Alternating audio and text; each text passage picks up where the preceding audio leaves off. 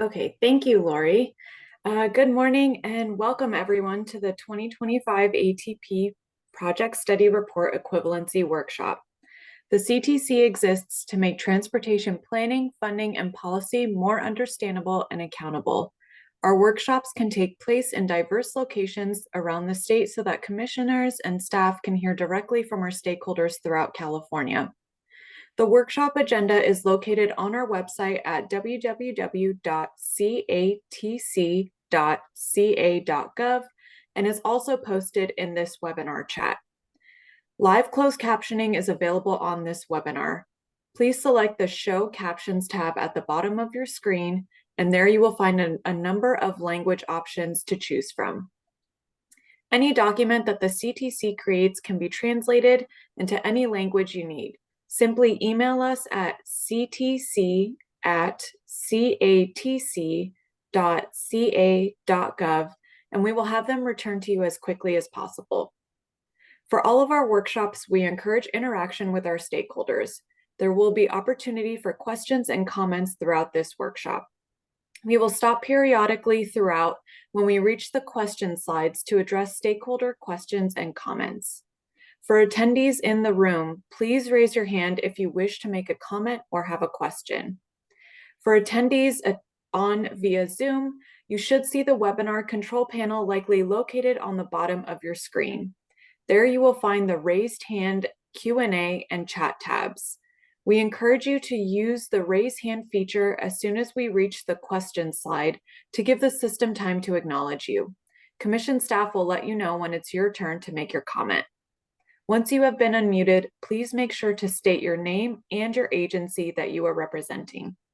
Alternately, you may use the Q&A tab or chat tab to submit your comment or question, and Commission staff will read those on your behalf.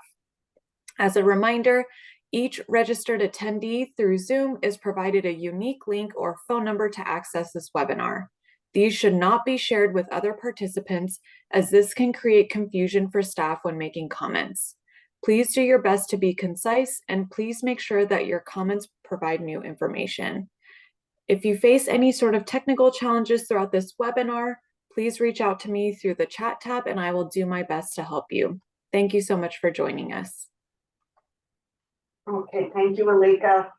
And so today we are privileged to have the 4 program managers from the Caltrans ATP team here. They're all going to do parts of the presentation and they'll introduce themselves as they go along, but I'll introduce them quickly. We have Desiree Fox, Elijah Hall, Cyril Solilison, and Ali Dewar. So, and we'll be hearing from all of them. And the point of this workshop is really to help all of you, the applicants, and then hopefully eventually implementers, in being able to put together the best project that's actually deliverable on time and on schedule. And so if you listen to their great advice, it will do a lot for you both in the application process and then as you are implementing your project. So we really appreciate all the work that Caltrans puts into this workshop. We started it a few cycles ago, and we have seen the quality of the applications just go up incredibly since we started doing this workshop in terms of the cost, scope, and schedule. So we found this has been very, very useful both to us and to all of you. So before we get started, we're going to do quick introductions in the room. It's only for you in the room. Sorry about this, but I just like to know who we're talking to in person. So why don't we start with you? Good morning, everyone. My name is John Tate. I'm with the San Diego Valley Council of Government. Good morning, my name is Annette Figueroa. I'm also from the San Diego Valley Council of Government. Hi, everyone. I'm Esmeralda Izgana. I'm also with the San Diego Valley Council of Government. Thank you. Hi, Denise Sifford, Orange County Transportation Authority. Gustavo Gomez with the Coachella Valley Association of Governments. Okay. Shelley Kwan with LA Metro. Edward Emery, our CTC. Oh, we lost Chris. And then you guys can introduce yourselves before you do your start your presentations. And hopefully you won't hear a lot from me in this workshop. I'm sure everybody will be happy about that for once. But I'll jump in if I need to, and Beverly and Alika are there too if you need help on anything. So I guess Desiree, you're starting, right? Yeah. Okay, so thank you, everybody, and enjoy the workshop. Alright. Good morning, everyone. Thank you for joining us for the PSR equivalent workshop. I'm Desiree Fox from the Caltrans headquarters active transportation program in the Division of Local Assistance. And I'm here with my colleagues, Elijah Hall, Cirillo Solilikin, and Allie Dor Westbrook, who will be presenting with me. Next slide. This is the presentation outline that shows that we will be discussing a little bit about the ATP background, the purpose of a PSR equivalent, the definition and requirements of a PSR equivalent, the engineer's checklist, which serves as a guide for providing a PSR equivalent, as well as the related requirements for NI and SPAN projects. And then we'll wrap up with information about the ATRC, or the Active Transportation Resource Center. Next slide. So a little bit about the background. Next slide. The ATP goals are as shown: to increase walking and biking trips, increase safety and mobility, reduce greenhouse gas emissions, enhance public health, ensure that disadvantaged communities share the benefits, and provide a broad spectrum of projects to benefit many types of users. Next slide.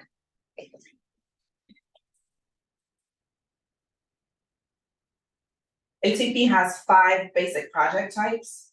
Infrastructure projects are long-term capital projects. Non-infrastructure projects encompass education and encouragement activities. Plans are for the development of a community-wide bicycle, pedestrian, safe routes to school, or active transportation plan in a disadvantaged community. Combination projects are infrastructure and non-infrastructure projects together as one project. And quick build projects are interim infrastructure projects that are built with low-cost materials and are adjustable based on public engagement and should last from 1 to 5 years. Next slide. There are 6 different application types. Infrastructure and combination projects are broken up by small, medium, and large. Small projects are from $250,000 to $3.5 million. Medium projects are from $3.5 to $10 million. Large projects are greater than $10 million. And then we also have non-infrastructure application specifically for non-infrastructure projects, and the plan application, as well as the quick build application for standalone quick build projects. Next slide. This graphic is from the ATP guidelines, and it points to it shows the point values for the PSR equivalent topics and the scoring criteria. And it's important to keep in mind that you will be scored on how well your application meets, how well your applications meet this criteria. Given that this program is oversubscribed and many projects have been scoring well, every point counts, especially with the lack of funding that we have this cycle. Next slide. Do we have any questions so far? See any in the room? Alika, do we have any online? I do not see any hands raised or questions coming in through the chat or the Q&A tab.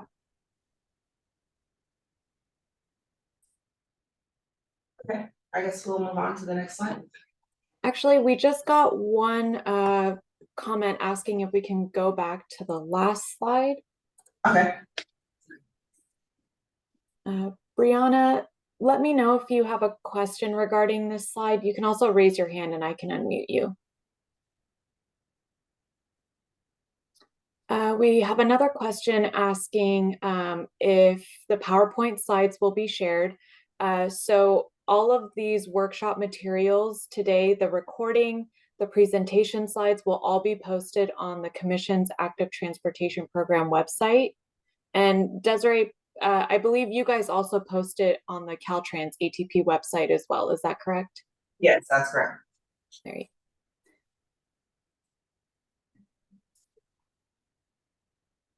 Okay, seeing no other questions, I will advance the slides. Okay, thank you. So we wanted to answer the question that should come to everyone's mind, which is essentially, what is the purpose of this workshop? Next slide. The first thing we want everyone to understand is that the application serves as the PSR equivalent, and the scope in the application is the approved scope when the project is programmed after it's selected to receive funding. The project that's scored high enough to receive funding is a project that is expected to be delivered.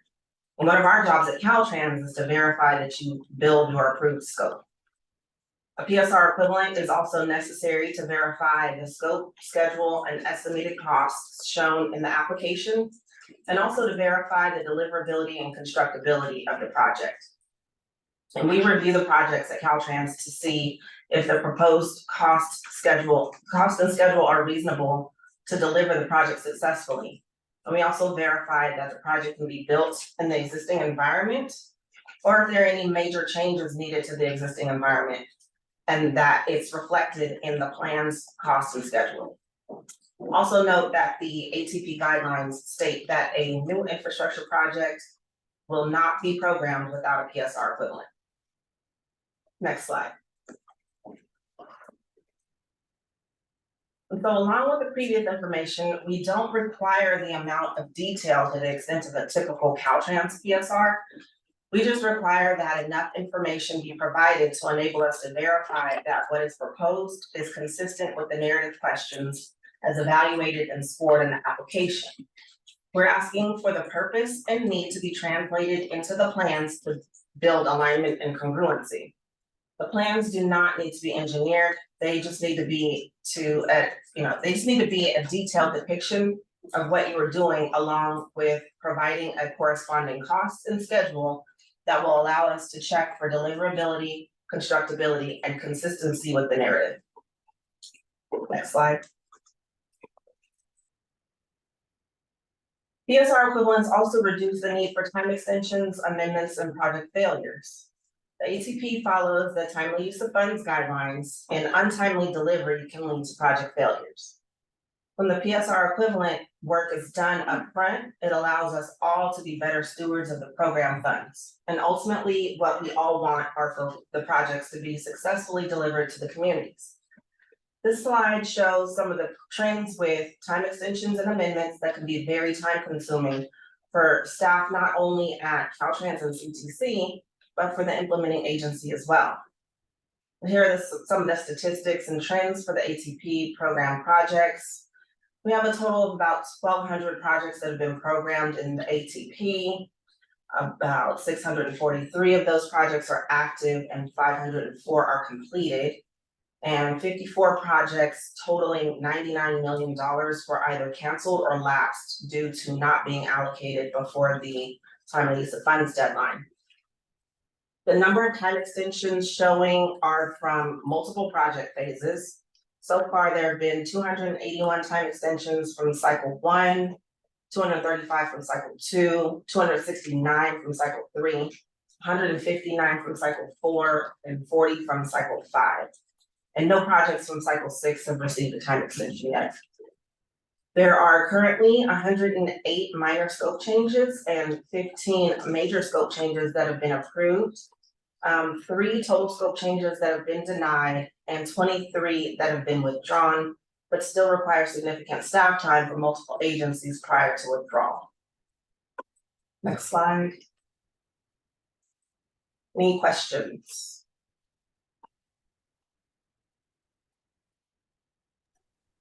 None in the room. Malika, you have any online? I'll give it another second. I'm not seeing anything currently. Nope, no questions online.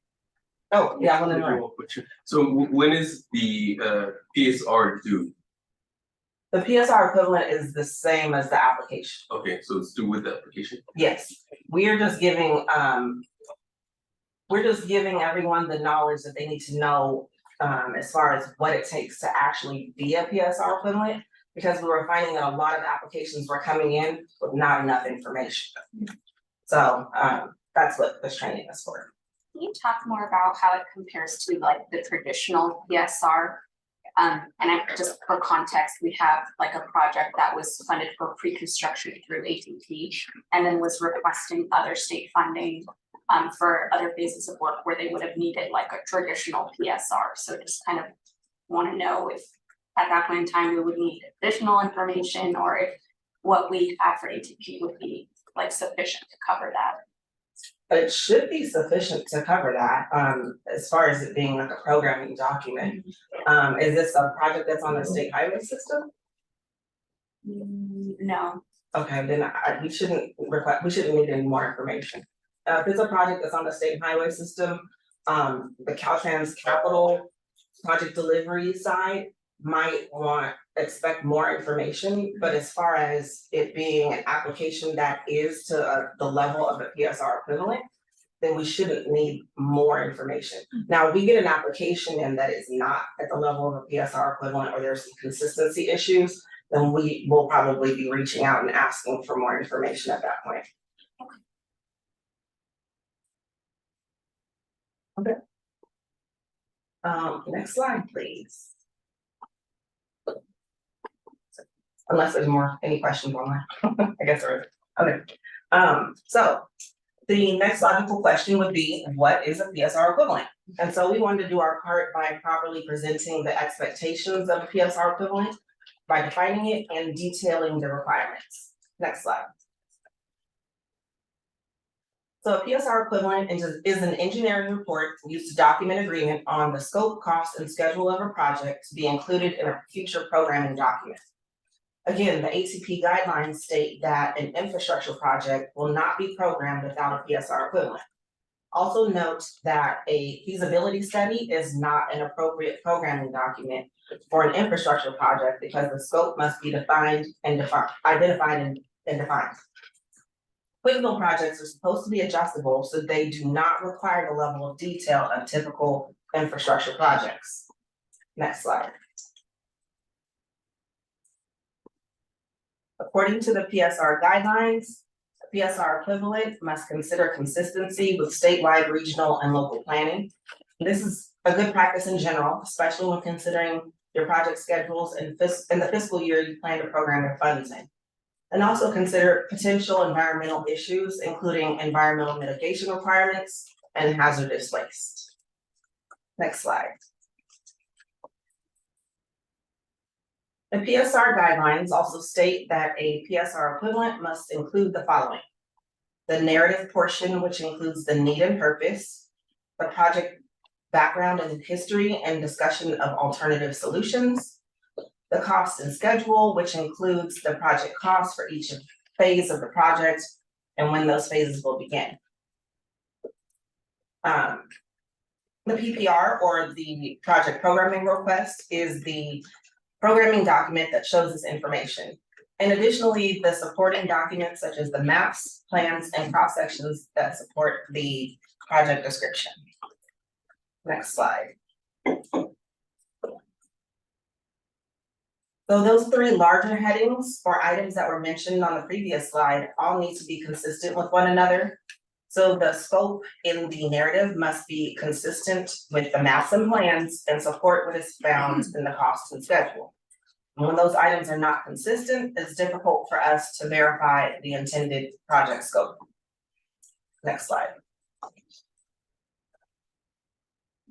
This is where the PSR equivalent elements are found in the application. Please note that this is based on the old application. So in part A of the application, you'll provide the agency information, the project description, the project details, including the outputs and outcomes that will show in your CalSmart reporting, and the project schedule and funding. And part B of the application is where the narrative questions are located. Question 3 includes the crash safety data, collision maps, and countermeasures, which highlight the safety need for the project. And part C of the application includes the attachments where the remaining PSR equivalents will be uploaded. The engineer's checklist is attachment B, which we will highlight in great detail throughout most of the rest of this presentation.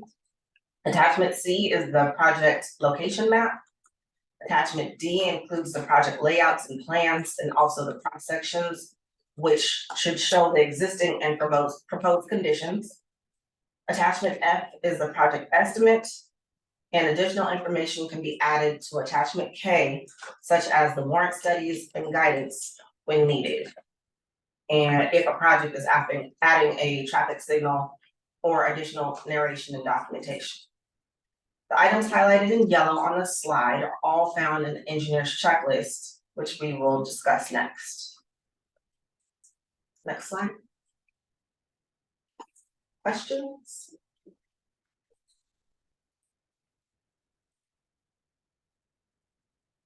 None in the room, any online? I'll give it another minute. Oh, we got one question asking again if this PowerPoint will be made available after the presentation. And yes, again, this recording and the presentation slides will be posted on both the commission's and the Caltrans ATP website. We also got a question from Martha Armis Kelly asking, are there any provisions on the plan for mitigation should the plan be found in error even after being chosen for implementation? Provisions, can you read that one more time? Sure. She asks, are there any provisions on the plan for mitigation should the plan be found in error even after being chosen for implementation? And if it's easier, I can also ask Martha to come off mute to further elaborate. Yes, please, that would be great. Sure, Martha, let me find you in the attendees list. Okay, could you please elaborate on your question? Good morning. I hear all the different phases of the plans, but when there are bids for these different types of projects and they bring in all these areas and they answer and they put like the safety measures in consideration, but oftentimes we've had situations where after the project's been started, there have been some miscalculations, or there may have been some areas that were not considered, or even climate. Now we have to look at climate as a factor in our decision making. How do we mitigate once that plan is in effect to make sure that there are other tenants set up for change or mitigation or modification? Do we even have that when we have these types of plans? Do we have any requests, or do we request even the person asking for the funding or the program itself that they look at a possible mitigation plan should something warrant a need for modification? Yeah, so we do allow for scope changes. So we understand that when projects are in progress, a myriad of things can happen. We're all engineers, at least three of us are. And so we know what the project delivery process can look like, and we know that changes come up, things happen. And so that's why we allow, CTC allows for the process for scope changes to come in. And it just depends on what the level of scope change is, how much you plan to change your project. We would hope that the project isn't changed so much that you're completely changing the project into something other than what was scored and approved for, as far as the application goes, because that's once it gets to that point, then it turns into something else. But again, if there are some changes that need to happen, then we do have that process. And what is the matrix for that? Is there anything set up to actually evaluate how or what consists of that reevaluation or mitigation? So we do have a scope change process in place, and so you would work closely with the headquarters, us Caltrans ATP managers up at headquarters to determine how you should move forward.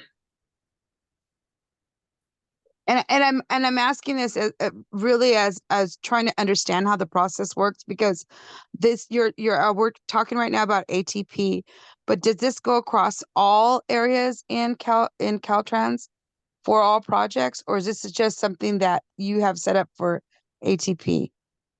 Martha, this is, what we're talking about is the processes for the active transportation program. So I think we're a little bit confused on what exactly you're asking.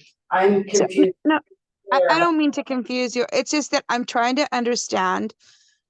And again, this is Martha from the EAC. So some of these Yeah. questions that I'm asking are may seem like what, but for me, it's new. I'm just trying to understand. I know ATP. I'm very familiar with ATP grants because I've actually been part of the ATP, and I understand you come in and you are able to evaluate the situation. Is it going to be cost effective? What are the tenants set up for safety, the measures, and the like. But when something is brought into play, and there are some extenuating factors like climate or weather changes, or maybe the measurements weren't quite right as far as what the width or the density or the parameters around that area that are, like maybe it's too close to a school, or maybe it's too wide, or not big enough for the people that are coming through there, the amount of cars that are coming through, sharrows, whatever it may be. When there's an error, like I was answered, and I'm pretty much sure that that was the answer, is that you have ways of shifting the project into making it come to fruition with all those considerations taken upon, the project and the engineers and by whomever. But I'm just asking, is that something that is used, that modality is used for all projects in Caltrans or just for the ATP? So I think so Desiree explained the scope change process, which is what you were getting at. If something comes up after programming that the project needs to be adjusted. So we do have the scope change process, but that is specific to active transportation program projects. Some of the other competitive programs have instituted something similar to our scope change process, but the specifics of what we are talking about are about active transportation program projects. They are, these are processes and procedures that we've developed for the program over we're on the 7th cycle now. Okay. Well, thank you. That answered my question. I'm sorry. I had to ask. Okay. No, that's a good Thank question. Thank you.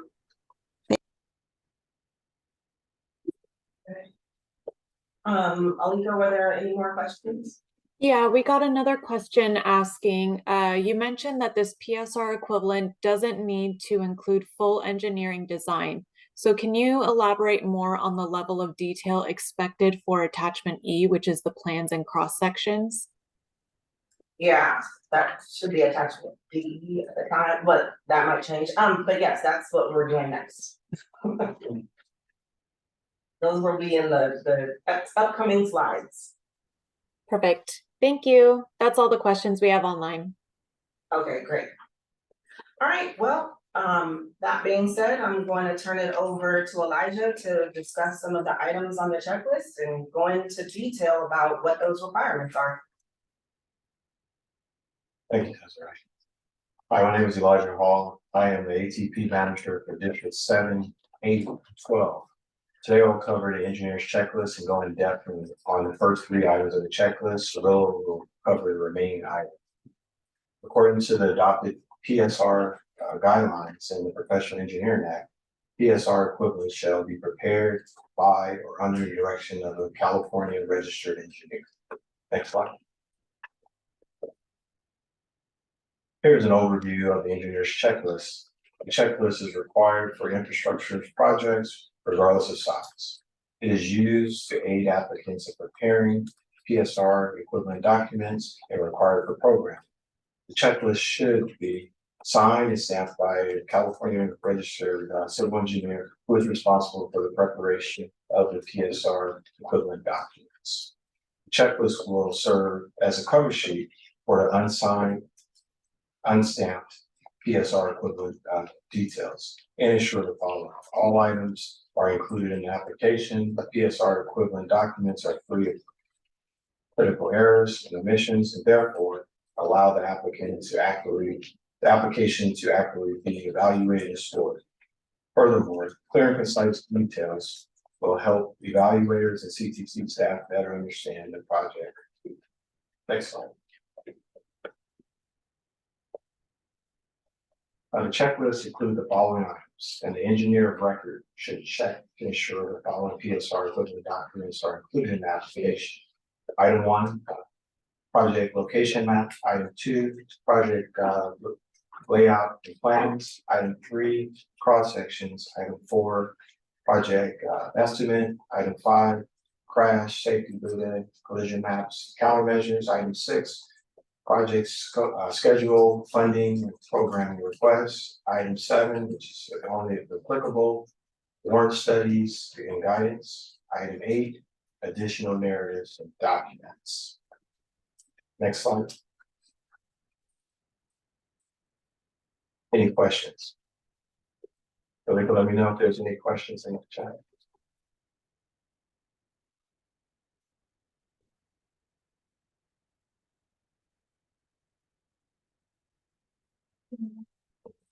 Yeah, sorry, I was having trouble unmuting myself. I don't see anything online. Okay, next slide, please. Thank you, Lisa. Okay, now I'll cover item 1, project location maps. Next slide. A project location map provides a visualization of where a project is located on a local area map. Here is an example of a project location map clearly depicting the project location of a map in a local area. The city boundaries are shown, which aid in determining the jurisdictions.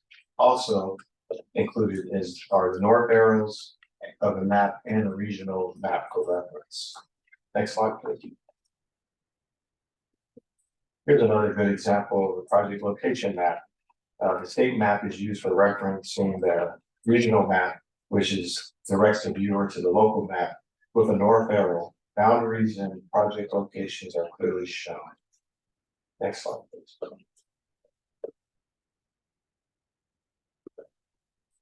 This project map includes a regional map and a legend and a north arrow. Using the legend and north arrow, the project location can be determined.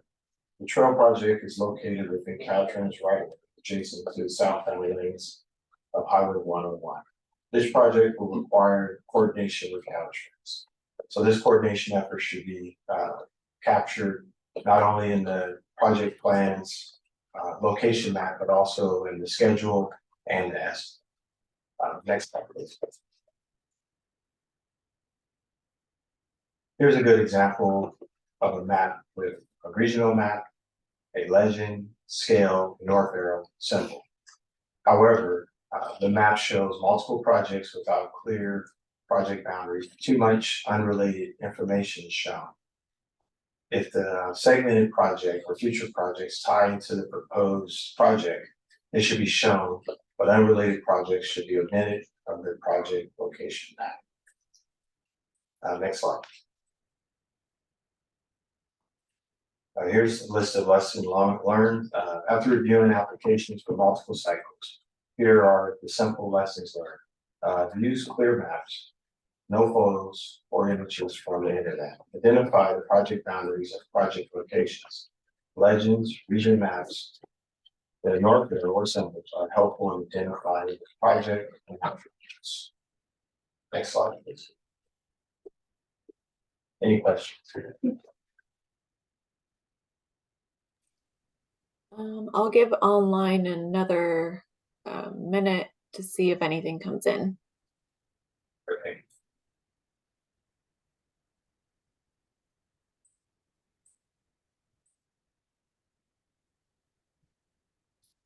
Nope, not seeing anything online. All right, so next slide, please. Thank you. Okay, item 2 of the engineer's checklist, project layout and plans. Project layout and plans define the scope and help evaluators and CTC staff better understand the schedule, costs, and deliverables and inform of outputs and outcomes. Next slide. Here's a general rule of thumb. Using the plans, you need to be able to identify all the proposed elements and where they are located. So here's a question you can ask yourself when preparing a project layout plans or even a project plan. Next slide, please. And here's a general overview of project plans and layouts. For infrastructure projects, existing proposed conditions and features should be clearly shown. A scale of the north arrow should be included, depicting existing proposed right-of-way lines. The full scope of work should be shown. This will aid evaluators and CTC staff during the review process. Picking the limits of all improvements and using standard design and detailed methodology to help out with the reviewer, us understanding the plans. Next slide, please.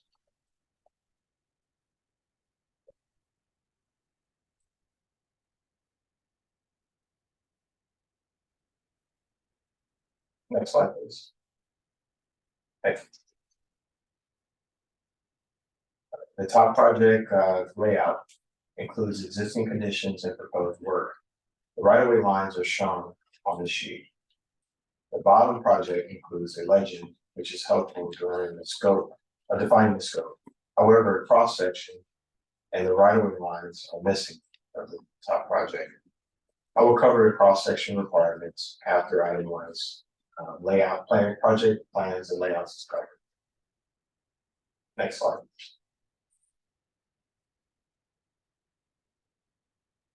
Okay, according to the layout shown in the bottom right, the project is segment 7, adjoining segments 6 and 8. 3 cross sections are required for this project because of existing conditions and alignments vary.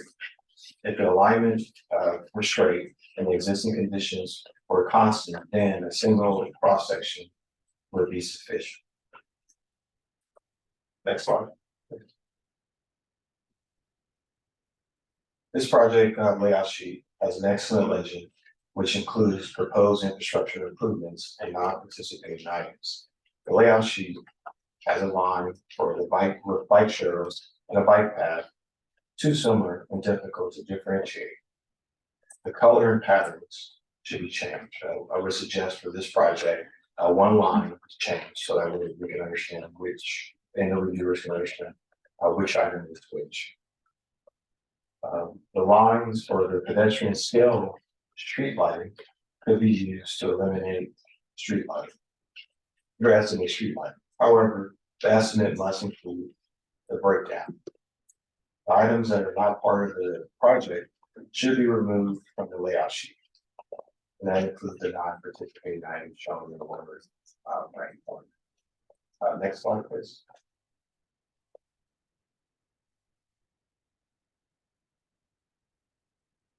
Here's a layout that includes non-compliant ADA ramps, a driveway, and sidewalk that could a direct impact of the infrastructure project. ACP does not fund non-compliant facilities or projects.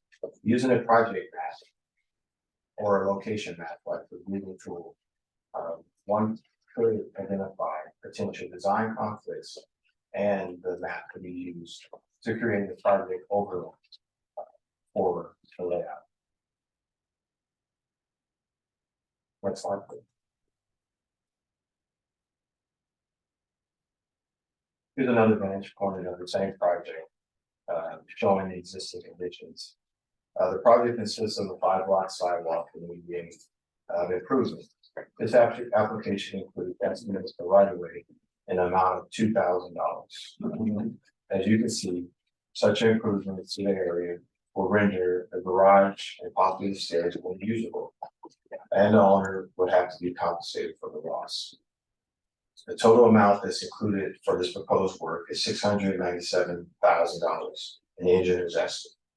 And then, as you can see, this is not adequate amount to fund the proposed work and the necessary improvements to the sidewalk as well as the staircase. Next slide, please. Lessons learned for project layout and plans. We have simple lessons that are learned.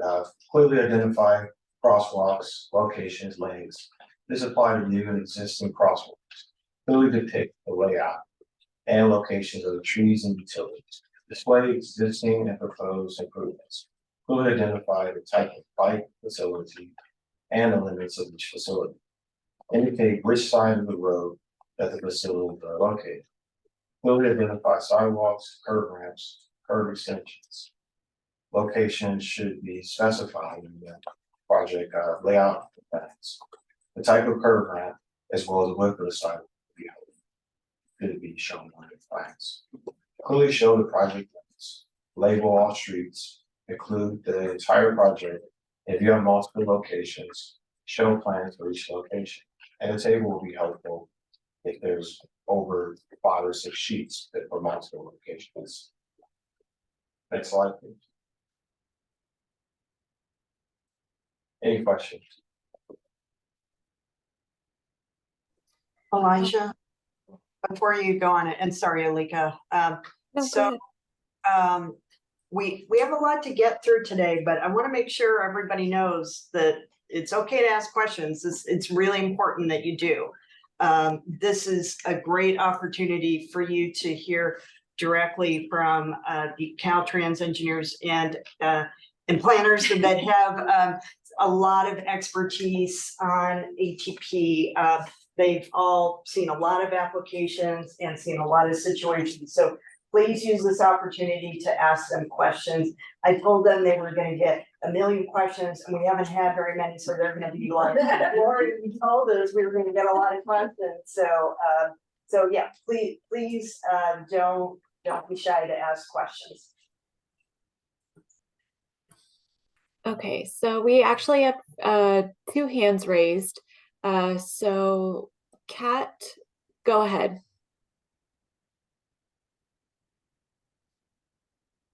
Oh, there you go. Thank you. I was wondering for area plans that have infrastructure improvements that are part of matching funds, should those be shown on the map?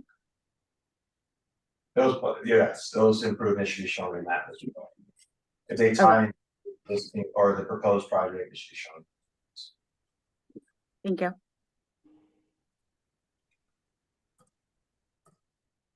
Okay, next we have Martha R. Miss Kelly. Go ahead.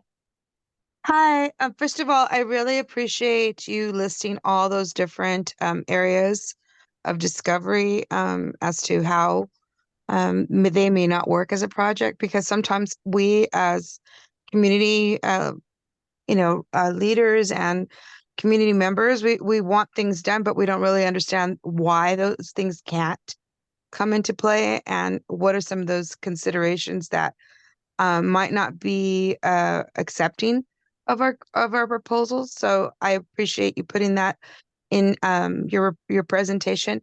Now my question is, are those is that information privy to the public when they're applying for the ATP grants?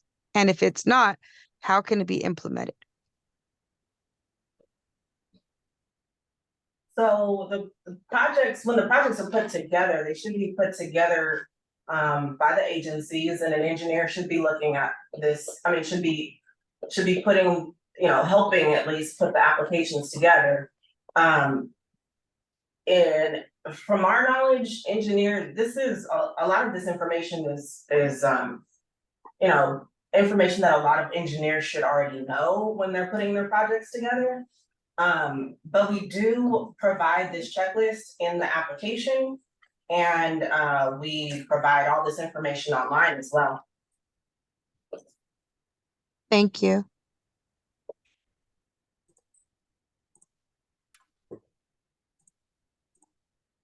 Okay, we also have one question that came in through the chat asking what are legs? The leg is for a crosswalk, is a standard crosswalk, let's say. Okay, great. Thank you, Elijah. And just as a reminder to folks in the room and online, if you have a comment or question, can you please state your name and the agency you're with so that everyone knows who you're representing. Thank you.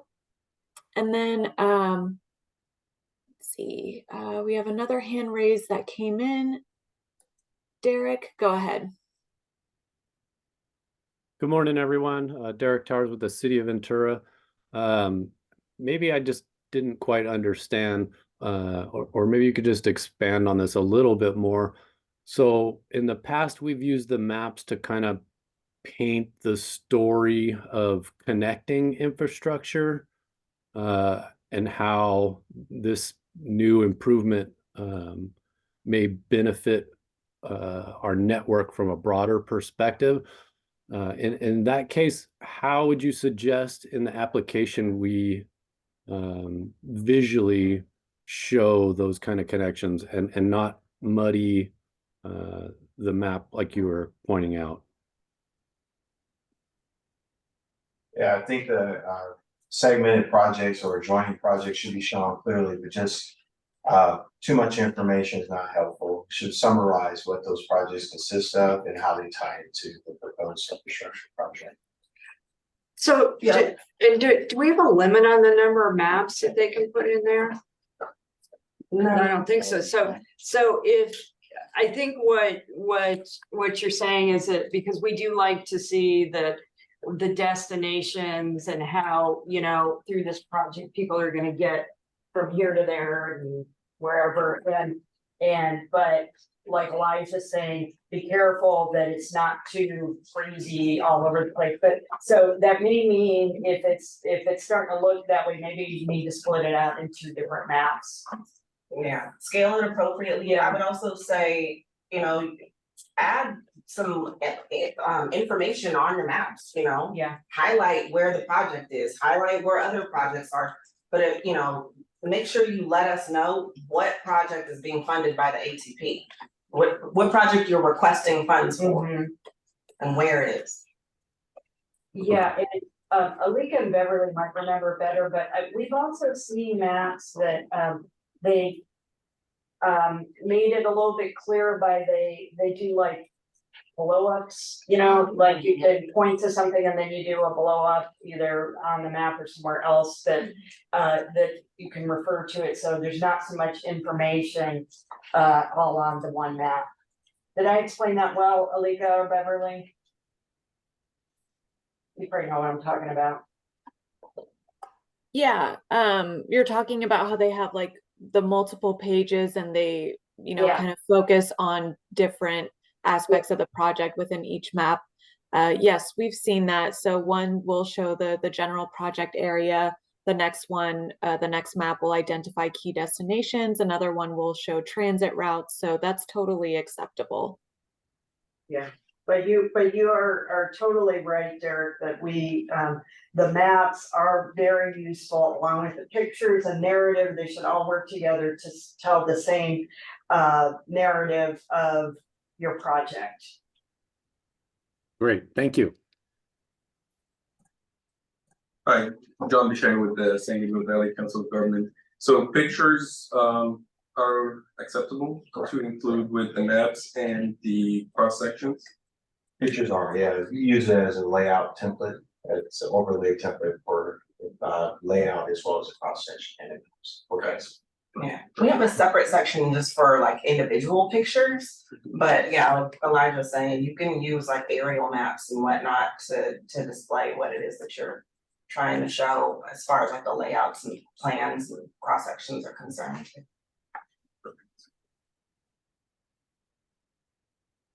Okay, we have another hand raised online.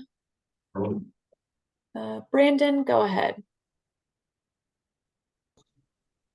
Hi, good morning. My name is Brandon Crawford. I work in the PID office in District 7, or Caltrans District 7.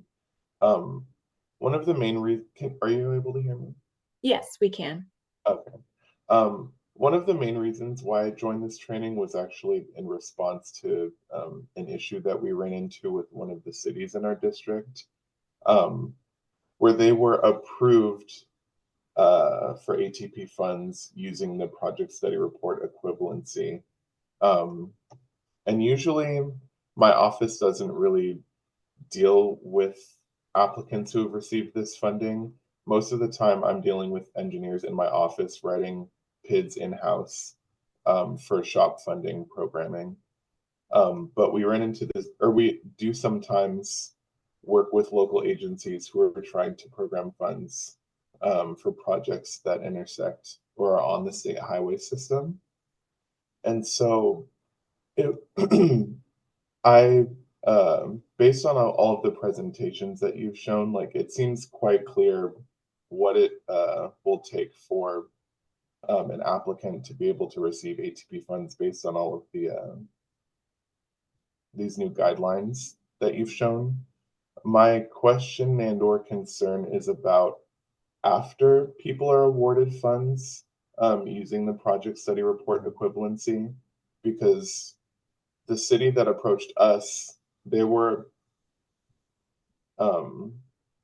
approved using this route, but then it wasn't as clear to them as to what next steps they needed to take, because the programming document that they were able to provide was like a federal programming document, and there wasn't really much that I could find in CTIPs to sort of help them figure out what they needed to do with the state to move forward with their project, because they weren't sure if they could just get a permit from us to proceed based on the portions that intersected with the state highway system, or if they needed to write an additional PID, which is where my office would usually come in, or if they were able to go through a DEAR process, which sort of combines like phases 0 and 1, I believe.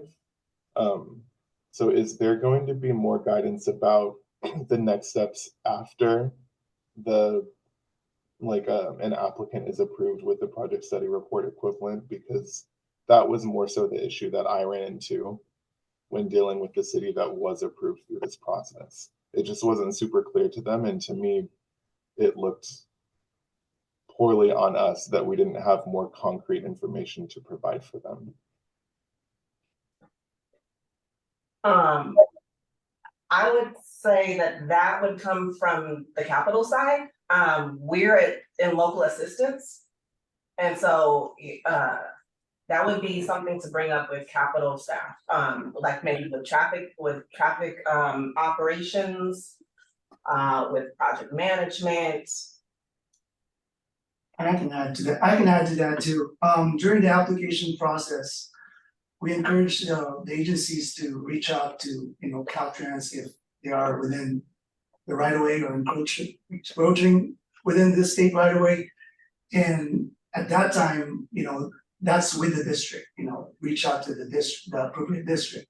They may be able to provide you with guidance. For example, if the project is estimated to be under a threshold of a dollar amount, they might recommend it might have to go through an enforcement permit process or so on. So really during that application process, the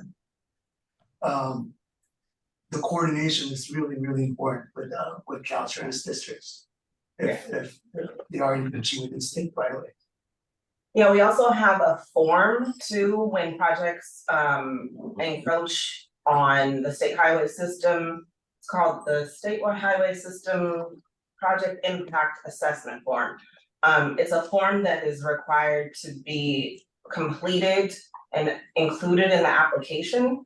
And that form is ultimately filled out by the Caltrans districts. And so that kind of helps with giving them a nexus to, you know, as far as like this application is concerned and their project, and working with Caltrans.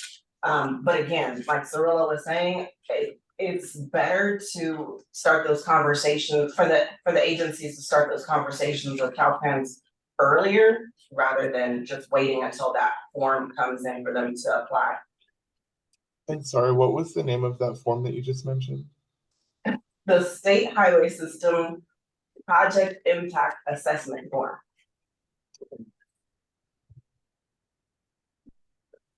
Formerly it was the right-of-way checklist, but the other program, the other SB1 programs were using this form that I just mentioned.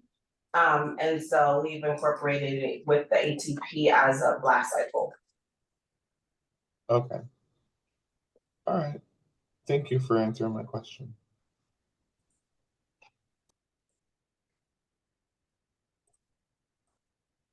Okay, let's see. We also have some questions that came in through the chat. We have one from Victoria Custodio asking for combination projects, meaning infrastructure plus non-infrastructure. Is the expectation to have one project location map for both the infrastructure and non-infrastructure locations, or are two maps preferred? Also, for combination projects, is it expected that there are photos representing preconditions for both infrastructure and non-infrastructure? So two maps will be preferred depending on how widespread the project is. For a question regarding the photographs, precondition, yes, it's expected that photographs will represent precondition for both infrastructure and non-infrastructure. Great, thanks, Elijah. We also got another question from Matt Deal asking, I know this was already answered, but missed it. Can this PSR equivalent be utilized for non-ATP projects? Yeah, I would think so.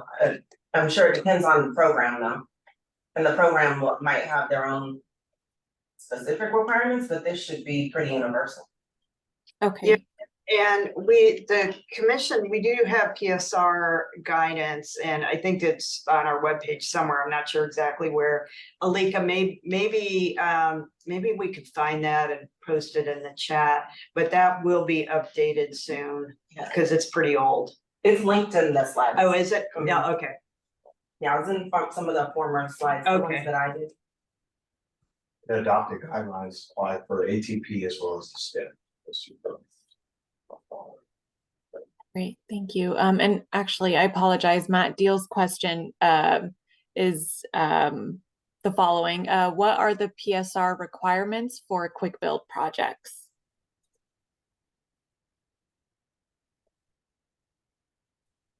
I mean, they're still similar. It's just that,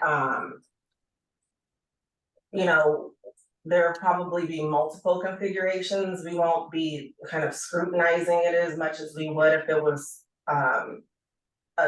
just a straight infrastructure project.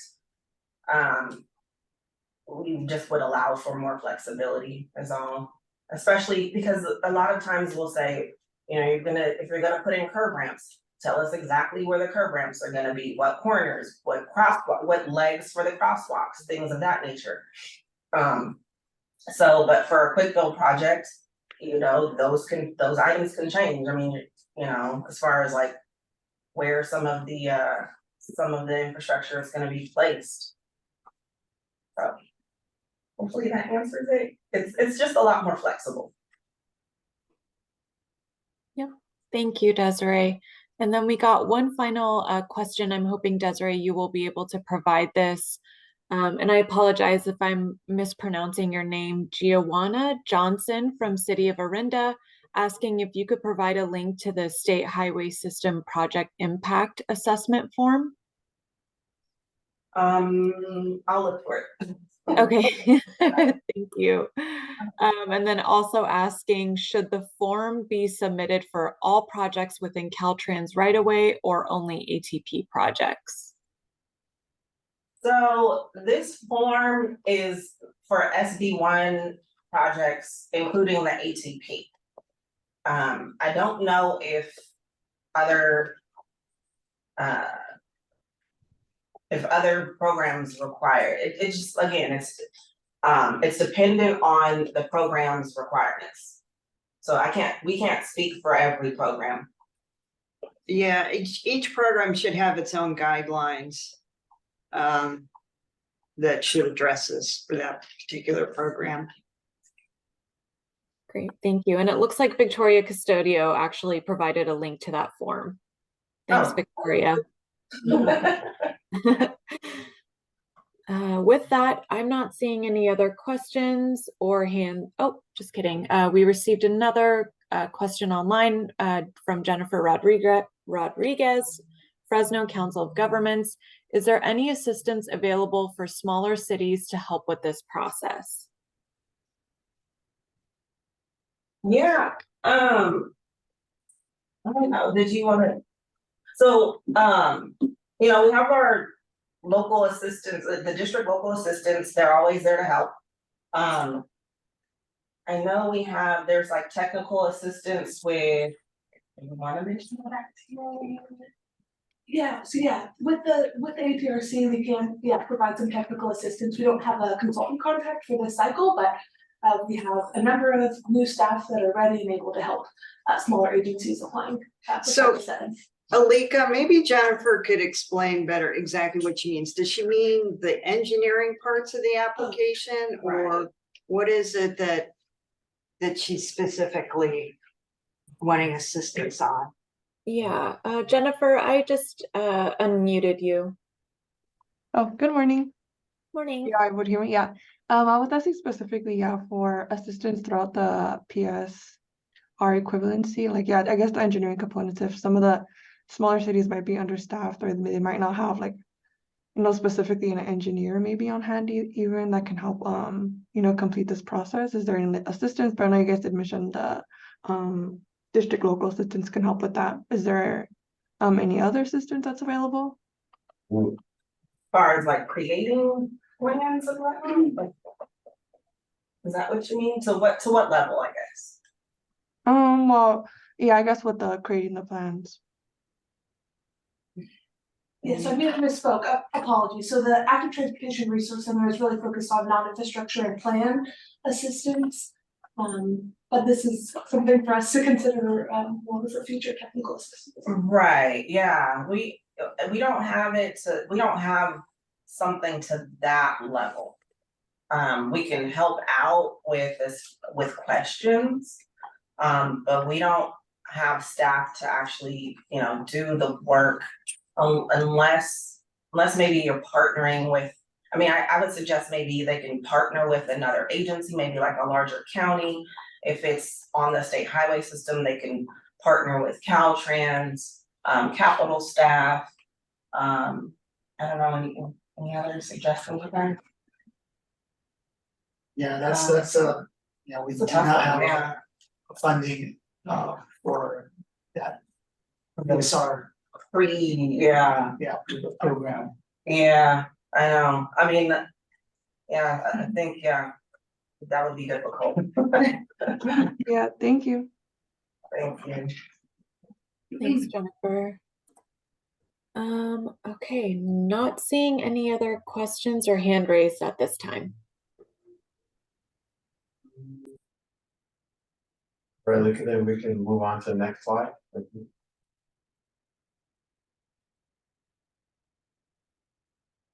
It's item 3 of the engineer's checklist, cross sections. According to the Caltrans plan preparation manual, typical sections are graphical representations of existing and proposed patterns of work within the starting limits shown. Next slide, please.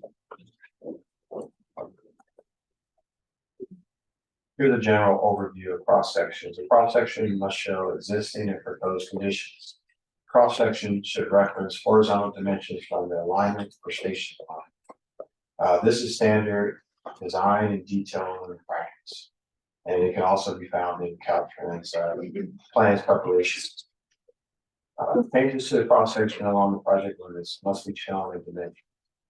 Cross sections should be presented from the perspective of looking up to, and the corresponding station limits need to be shown beneath each cross section. Cross sections must show both width and depth for the proposed constructed work area. The thickness of materials should be shown proportionally.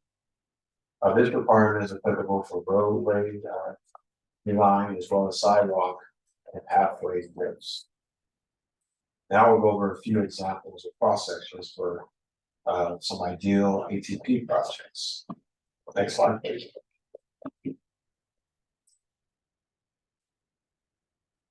Here's an example of a project layout sheet with multiple cross sections. The project layout sheet show cut lines along the project layout line and the corresponding section views. The cross sections are in sequential order looking up station. As you can see, the sectional dimensions of improvements change from sections A to section CC. The work here include bicycle improvements as well as pedestrian improvements. Next slide, please.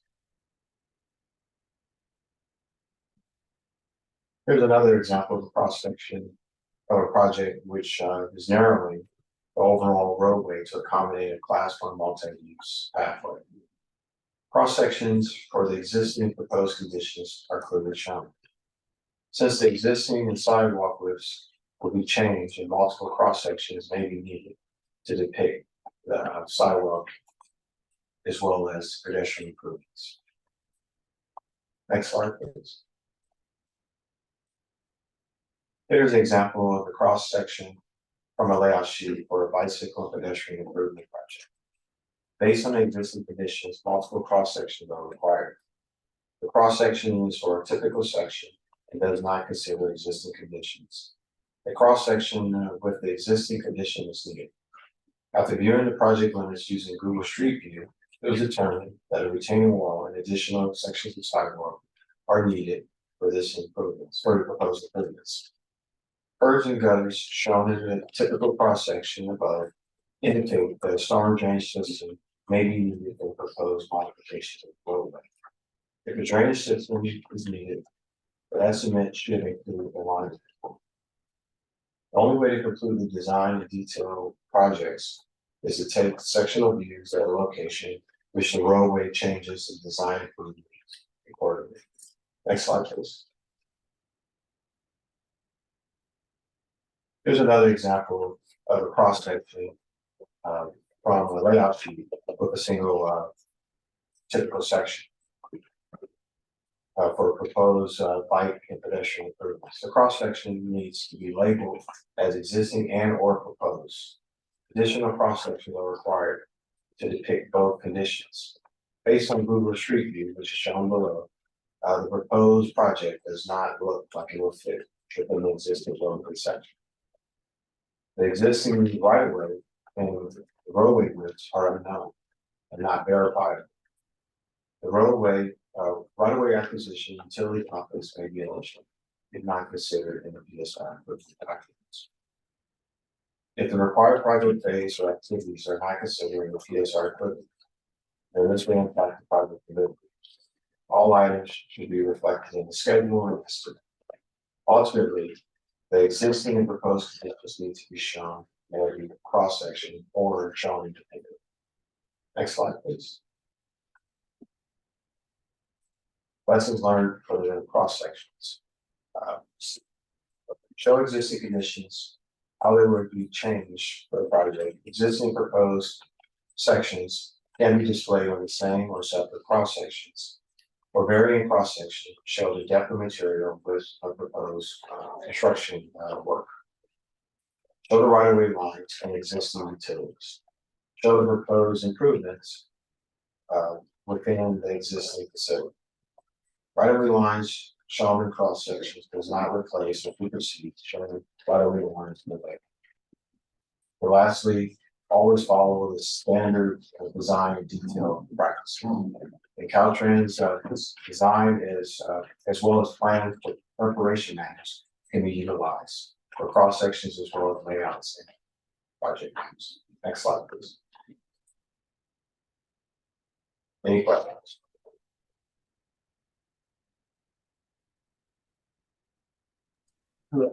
So for the slide that we not do, can we look at it one more time? Okay, and we could, you go back to the slide, the last slide, exactly. Keep going. Keep going, yeah. Yes, this one. Okay. So what they did wrong here that wouldn't think it's gonna fit the proposed design is not gonna fit the existing width of the street. Is that the only issue that they have, or there's other aspects to it? Just that, as far as looking at the bicycle facility, the width look acceptable, the buffers within design guidelines, sidewalk looks good. However, you know, within that cross section, that sidewalk as well as a bicycle improvement will not fit into their movement. Or shifting the parking as well. So the width of that roadway look like it's roughly about 48 to 58 feet. The improvements are much bigger. Perfect.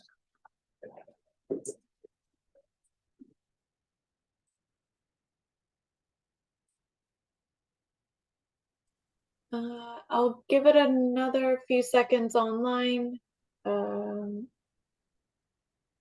And thank you, Beverly. She included Appendix D of the 2023 ATP guidelines, which has more information on the PSR equivalency expectations. And she did also include a note that these guidelines are currently being revised as part of the 2025 ATP guidelines process. Yeah, but it looks like that was specifically for quick fills. Yeah, that's what she put in there, the PSR equivalency for quick fills.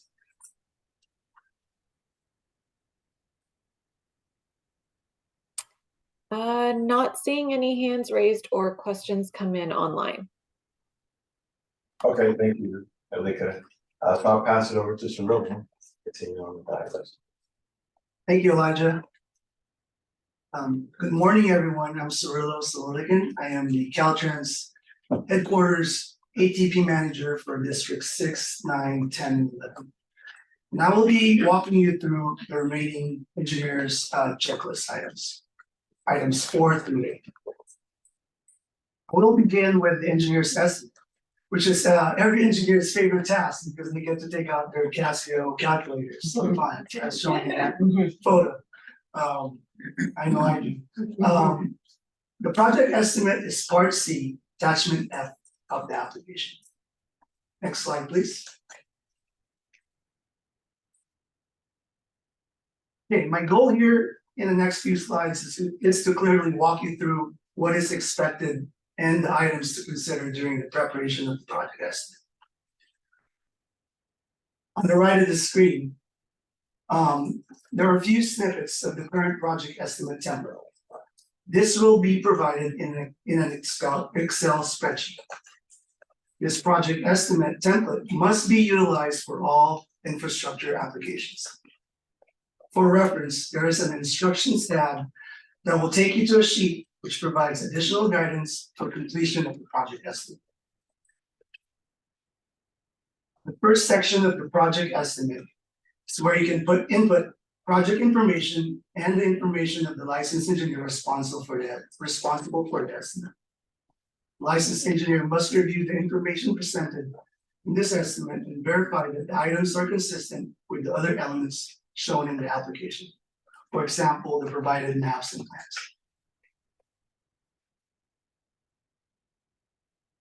The next section is the construction cost estimate.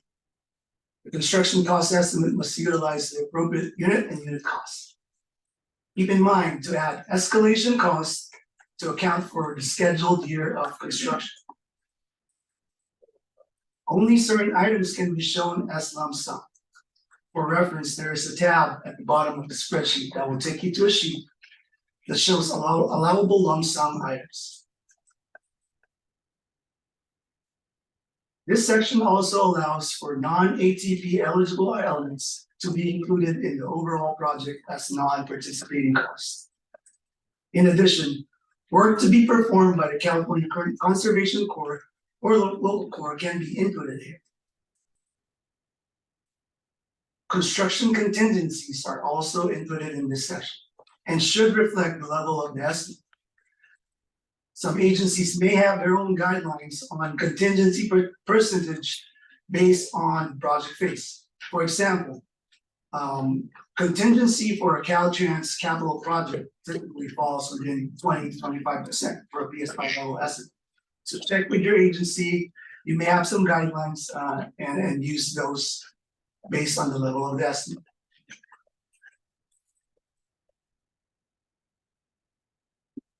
The next section is the project delivery cost. This section includes preliminary engineering right away, which includes support costs, utilities acquisition, and last, construction engineering costs. Also keep in mind to add escalation costs to account for the schedule year of these project delivery items. So if you are doing your PS&E, in next 2 years, please add the escalation for those costs, the support costs. Last section of the project estimate is the documentation of ATP eligible and ineligible costs. If applicable, this is the section where you would input justification or explanation of these costs. Next slide, please.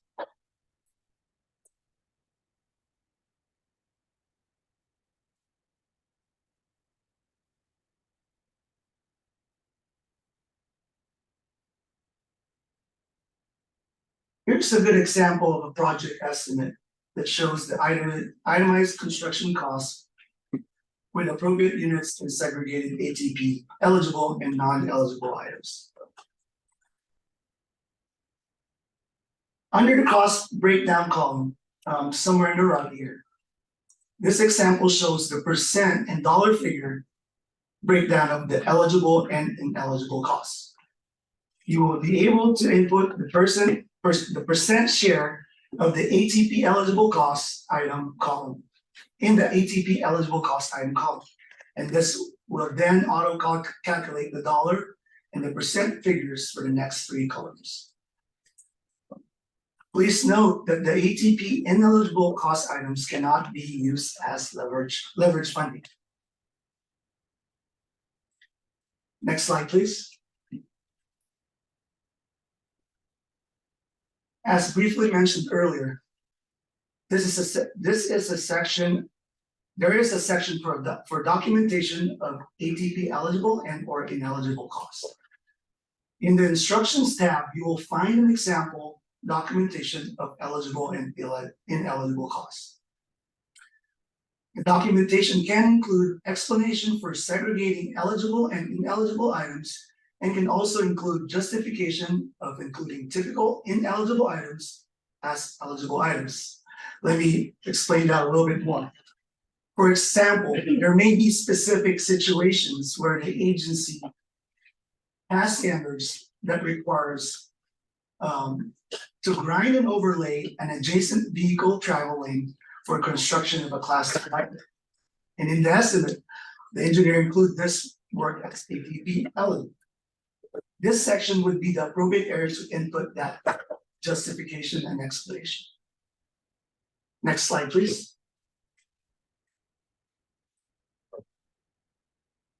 All right, this is a good example of a project estimate that shows appropriate units for the corresponding construction events.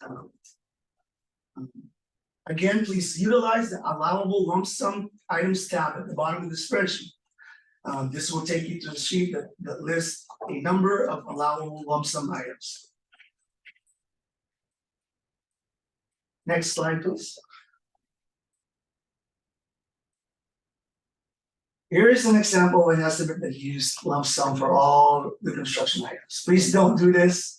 Again, utilize that tab. It's very helpful. It lists a good number of typical items and common construction items there. Next slide, please. All right. Here are some lessons learned for the project estimate. Show the cost for each phase regardless of the funding source. you have local funds or other funds from other programs, please show it on the estimate. Do not use lump sum for all items. Again, utilize that tab. Note that the ATP does not fund cost increases. Account for cost escalation in the estimate. You should be able to project that cost based on guidelines and based on anticipated escalation rates. All ATP projects with construction costs over 1 million must be eligible to receive federal funding. Therefore, account for NEPA in the P&ED costs. Also account for other costs associated with federal aid projects. Clearly communicate the project costs in relation to the project elements. And keep in mind that this project estimate will help with completing the information required in the project funding section of the application. Next slide, please.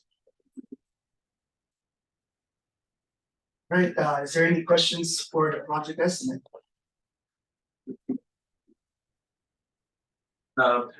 After awarding the project to a contractor, the cost estimate typically does not match, the actual cost of the project. So what's the process of just adjusting these numbers to make sure it's applicable and reimbursable? You will be filling out the necessary forms with that estimate. And also at award, you will have that opportunity to provide the successful bidder. Perfect. Would that impact the dollar amount, the total dollar amount? So as far as cost increases, right, the AT does not fund the cost increase, so you will need to find other sources for any increases. As far as if it's lower, then of course it does not affect what you're able to afford. Yeah.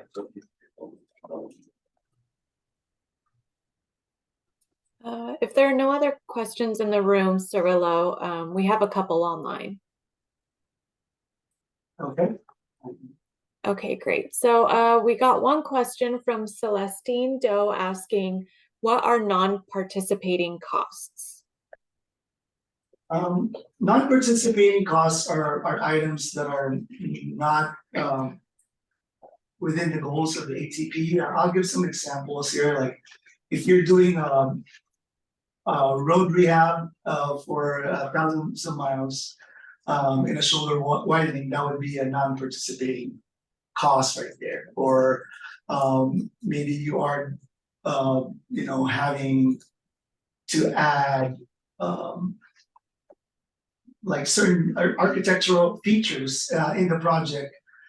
Those are at times considered non-participating costs, but at times, depending on community feedback and the requirements of the project, they can be considered as participating, like those architectural treatments at times.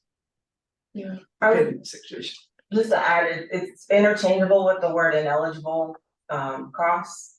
It's just that when it comes to the funding, those ineligible costs cannot be considered as participating in the ATP as far as it being like an ATP request versus leveraging. It can't be used for ATP request or leveraging. So if it's additional costs, it would just be considered non-participating. So that's how it will be shown. Great, thank you. We received another question from Tony Mendoza asking, is there guidance on escalation rates? So there's no set guidance on these escalation rates. I know some agencies do have their own guidance on the rates. So I would encourage you to reach out to those agencies, or maybe your agency can look into those rates. As far as the ATP program, we do not have a set guidance on these rates.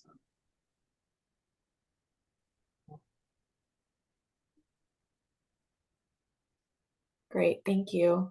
Another question from Ryan Whipple asking, how are pedestrian plaza type amenities such as benches considered with regards to participating versus non-participating? Similarly, are bus or bike lanes on low-speed collectors or arterials considered participating or non-participating costs?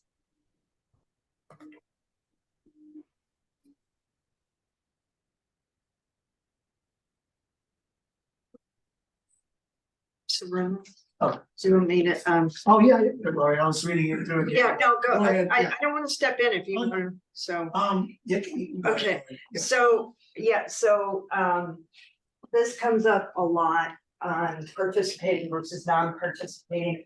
And over the cycles, at times we've tried to have like really like detailed guidance on what's participating and non-participating. The problem with that is that it's not that clear cut. So, there, like Cirilla was explaining, if in your application and what your community believes is necessary for your active transportation project is that you need a lot of shade trees, then yes, that's participating. Because without the shade trees, nobody's gonna use the facilities. Or if you need wayfinding signs or sometimes interpretive signs. But you know, there has to be a limit to where it's not so excessive that we've kind of lost the overall goal of the active transportation project and you're just putting more of a community amenity, if that makes sense. And I know it's a little bit hard to define, but we commission staff and the Caltrans staff, we talk about these all the time and we just try to agree amongst ourselves if something should be participating or not participating. So I hope that answers. And please let us know if we needed to talk about this more, because this is a subject that comes up a lot, particularly in this workshop, because it's important for people to know. Yeah. I will say too that Caltrans is gonna be coming out with a eligibility guidance. Again, I said non-participating and eligibility is participation and eligibility is synonymous. So we'll be coming out with that guidance very soon. It'll be on our website, so keep a lookout for that.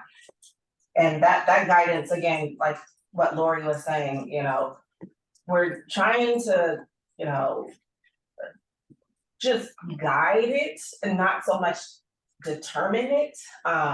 You know, so it's not gonna be super stringent, but we do want folks to know, in essence, what the ATP should and can be funding.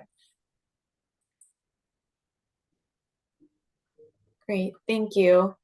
We received another question from Kat Callahan, and I apologize, Kat, I know you had your hand raised, but if you want to elaborate, feel free to re-raise your hand. Her question is asking, are non-participating costs included when determining the application size for infrastructure projects? Yes. Great, thank you. And I'm not, oh. There was a follow-up question on the transit and bike lanes, something. Are you talking about the second part of the question? Yeah. So the second part asked similarly, are bus and bike lanes on low-speed collectors or arterials considered participating or non-participating costs? Right, I would say, yeah, for active transportation, as long as it is related to active transportation. But not the bus lanes. Yeah, so bus lanes would not be considered active transportation, but bike lanes. I would say there are examples in California of the bus bike lanes. Oh, there's a bus bike. Yeah, so it's like bus rapid transit, Uh-huh. but they have typically a share of. Oh, okay. There's typically just developing on market, so you remember correctly, but. Okay. So, and that's exactly why it's really hard. You know, very specific guidance because of that. And we do have, projects that are, like active transportation with transit, like they're, first mile, last mile projects. And so there might be elements of a project like that that are related to transit, but they are really important for the active transportation project too. So to a certain extent, it has to be assessed, project by project. Yeah, absolutely. Yeah, and unless it's in extreme cases, because we don't get this very much anymore, but particularly in the early cycles, we would get projects that were pretty obviously road paving projects. And that's not eligible. I mean, they would have like a tiny little bit of active transportation element, but it really wasn't an active transportation project. Did you have something else, Callie? I was just gonna say, the NACTO Transit Street Design Guide, has more information on, shared bus and bike lanes. Yeah, so we really encourage that early engagement with the community. And that could be your justification or in your estimate there. That could be part of your justification, community feedback and yeah. Okay, great. I am not seeing any other hands raised or questions come in at this time. I think we can move on to the next slides.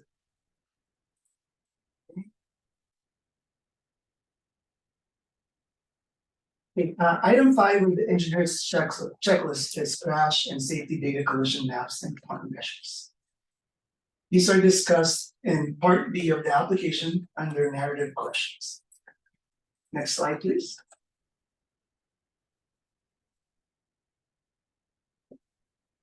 The application must show the crash data accurately. Map and layout shown to scale and occurred within the area of the proposed improvements. A transportation injury mapping system, TIMS ATP tool developed by UC Berkeley Safe Transportation Research and Education Center, SafeTrack. It's a free tool that is available for use to access California crash data. Information in the TIMS tool can be found in the Active Transportation Resource Center, ATRC website, which will be discussed later in the workshop.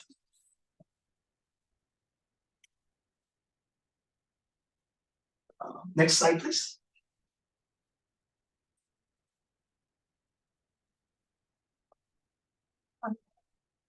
Item 6 of the engineer's checklist is project schedule, project funding, and programming requests. These are parts A5 and A6 of the application. Next slide, please. All right, here is a typical ATP project development and delivery timeline for an infrastructure project as it relates to a 4-year programming period of an ATP cycle. Your project delivery timeline is specific to your project and should be scheduled accordingly, but must fit within this 4-year programming period. For cycle 7, the 4-year programming cycle is fiscal year 25-26 through 28-29.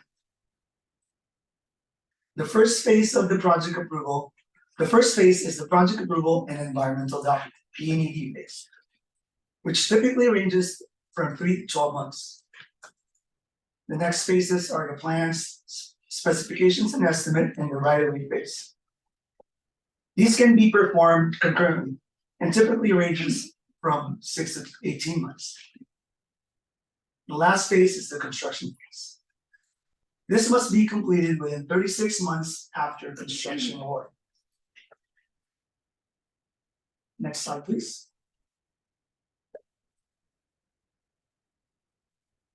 Here are some considerations during preparation of the project schedule, project funding, and programming request. Align the schedule for the construction season for the project. Account for anticipated allowable construction windows specific to the project requirements. Plan for the time frame for advertising, bidding, award, and award acceptance. If planning to utilize other funding sources for the project, coordinate the requirements of those other funding sources with the ATP requirements. Also, account for allocation preparation in your schedule. The agency needs to prepare an allocation request prior to working on a program phase of the project. CTC meetings occur 7 times per year, and agencies need to submit the requests to the districts, Caltrans districts, 60 days prior to the upcoming CTC meeting. For information on allocation request deadlines, you can visit the Caltrans OCTL website. The link is shown at the bottom of that slide right there. On that website, you can find the CTC meeting prep calendar. This calendar includes the meeting dates, locations, and deadlines for submittals. Next slide, please.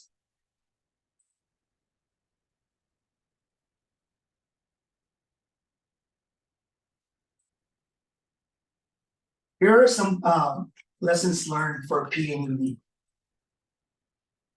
Projects with construction costs over $1 million must be federal aid eligible. Therefore, account for NEPA and other federal aid requirements on your schedule. Account for technical studies like cultural, biological, and/or historical. Also account for typical timelines and typical mitigation requirements for obtaining clearances from regulatory agencies such as the Army Corps, Fish and Wildlife, Water Resource Control Board, and the California Coastal Commission, to name a few. In addition, depending on the anticipated environmental document, take into consideration the time frame for circulation of the draft project report and draft environmental document in the schedule. Depending on your the type of your environmental document, that would dictate if you would need to go through that draft project report circulation to the public. Next slide, please.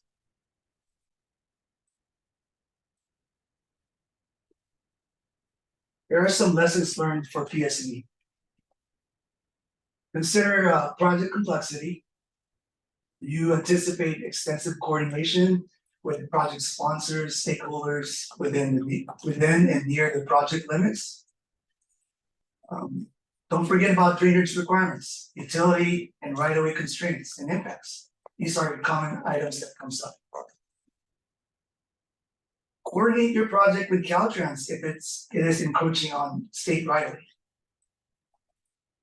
Account for securing permits such as the California Department of Fish and Wildlife 1600 permit, the Coastal Development permit from the Coastal Commission, the Army Corps 404, and so on. Another item is your stormwater pollution prevention requirements.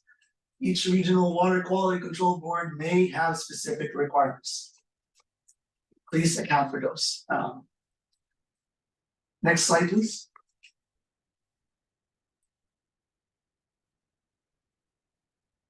Here are some lessons learned for right-of-way.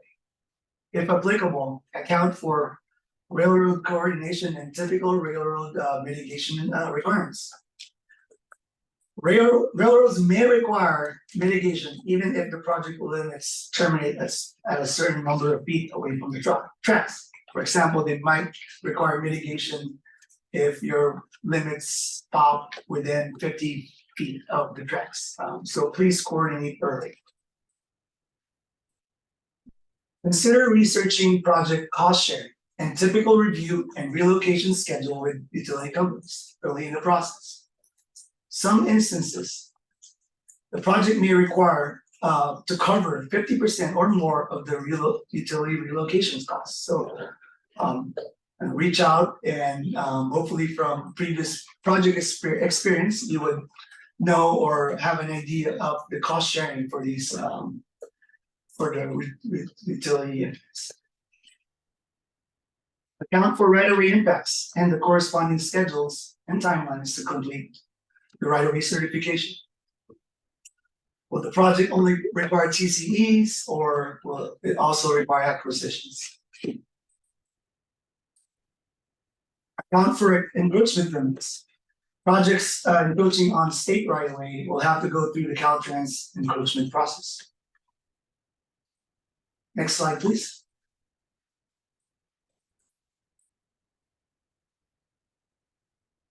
Hey, before moving on to item 7 of the engineer's checklist, is there any questions on project schedule, funding, and programming? For when we build the project schedule, do we account for allocation for each phase? For example, the design phase, we need to go to the CTC, and then we go again before we start construction, and so on. Yes. Or just one time. You do put that in your schedule. So every time you go through a phase, before moving forward for that phase, you will have to go through for application. So account for that in your schedule. So is the right of way and design consider one phase allocation? You can bundle it and with the current. Yeah. Okay, awesome. Thank you.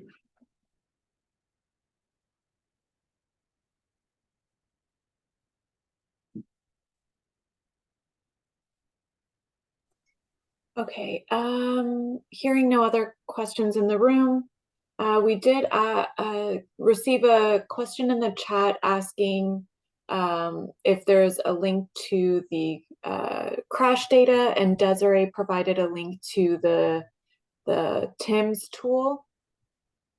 And Giovanna Johnson with the City of Orinda asking, do you have direct contacts for the various agencies that we potentially need to coordinate with listed on your website, perhaps agency liaisons?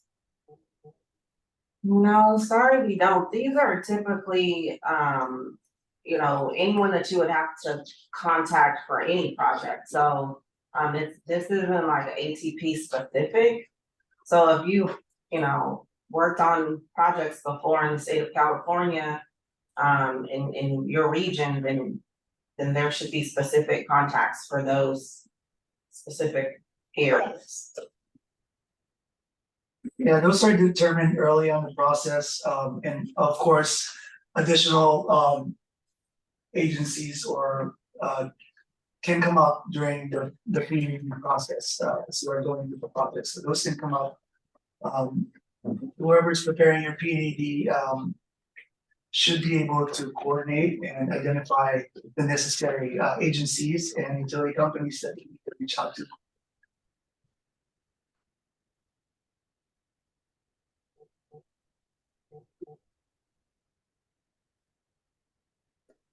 Great. I'm not seeing any other hands raised or questions at this time.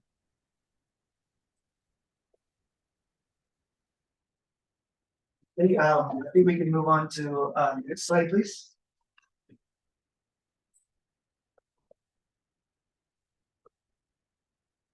All right, item number 7 of the engineer's checklist is warrant studies and guidance, which, if applicable, can be included in attachment K of the application.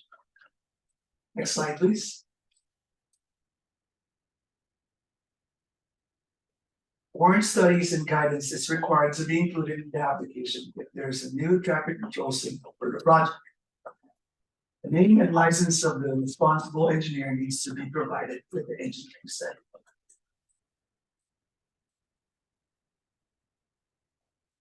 Next slide, please.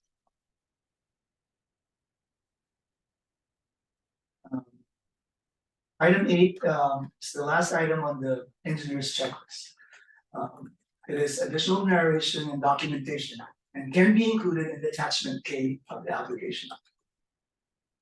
Next slide, please. This attachment can be included to support the text presented in the narrative question section of the application.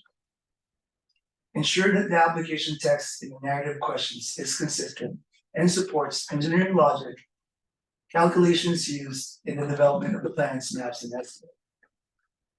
Attach the appropriate documentation showing engineering decisions and calculations when including non-standard elements.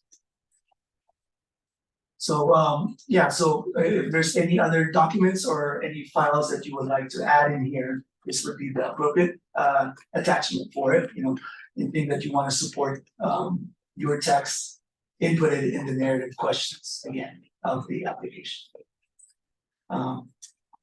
That concludes my section of the presentation. Before I pass it to my teammate Ali here, is there any questions on the engineer's checklist or any of the previous? Go ahead. Do we need to submit a PPR forms in any of the application as part of the application process? Yes, that would be required. It's included in the application, so it's all part of it.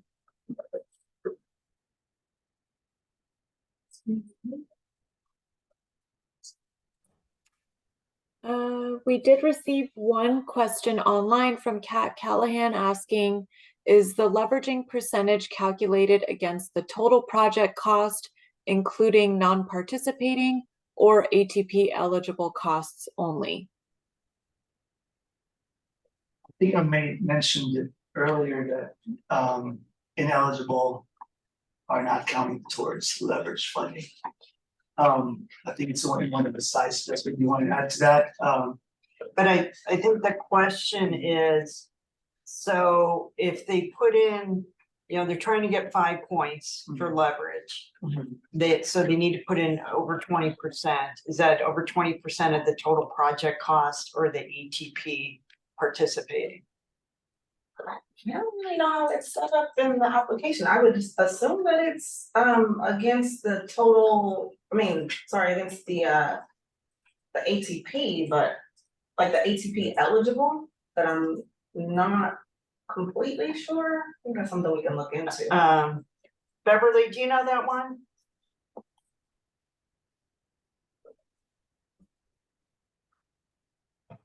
Sorry, Lori, can you repeat the question? I can reread it. And Kat, we can also unmute Kat as well. So her question is asking, is the leveraging percentage calculated against the total project cost, including non-participating or ATP eligible costs only? It's calculated against the total project cost. Yeah, that's what I thought. All right. Thank you, Beverly. No problem. That's a good question. Yeah, that is a good question. I'll give it another second online, but I'm not seeing anything at this time. Okay. Next slide, please, Lika.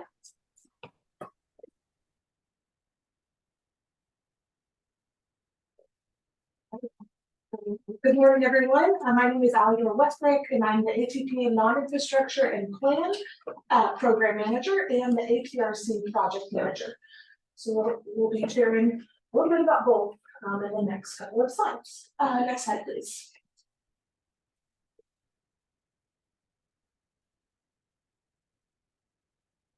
All right. Per the definition of non-infrastructure, or NI, in the ATP guidelines, NI is education and encouragement activity that further the goals of the ATP. Projects can be NI only or infrastructure/NI combined. This includes NI projects benefiting school students, older adults, or entire communities. NI projects can be startup programs or new components of an existing program. However, the CTC intends to focus NI funding on startup programs in which no program currently exists. And for a project with new components added to an existing program, The applicant must demonstrate how the original program is continuing without ATP funding, because ATP cannot fund existing or ongoing program operations. The reason for this is because we want to expand the breadth of NI programming and encourage communities who have never had NI programming to have an opportunity to implement it. All NI projects must demonstrate how the program is sustainable and will be continued after ATP funding is exhausted. Next slide, please.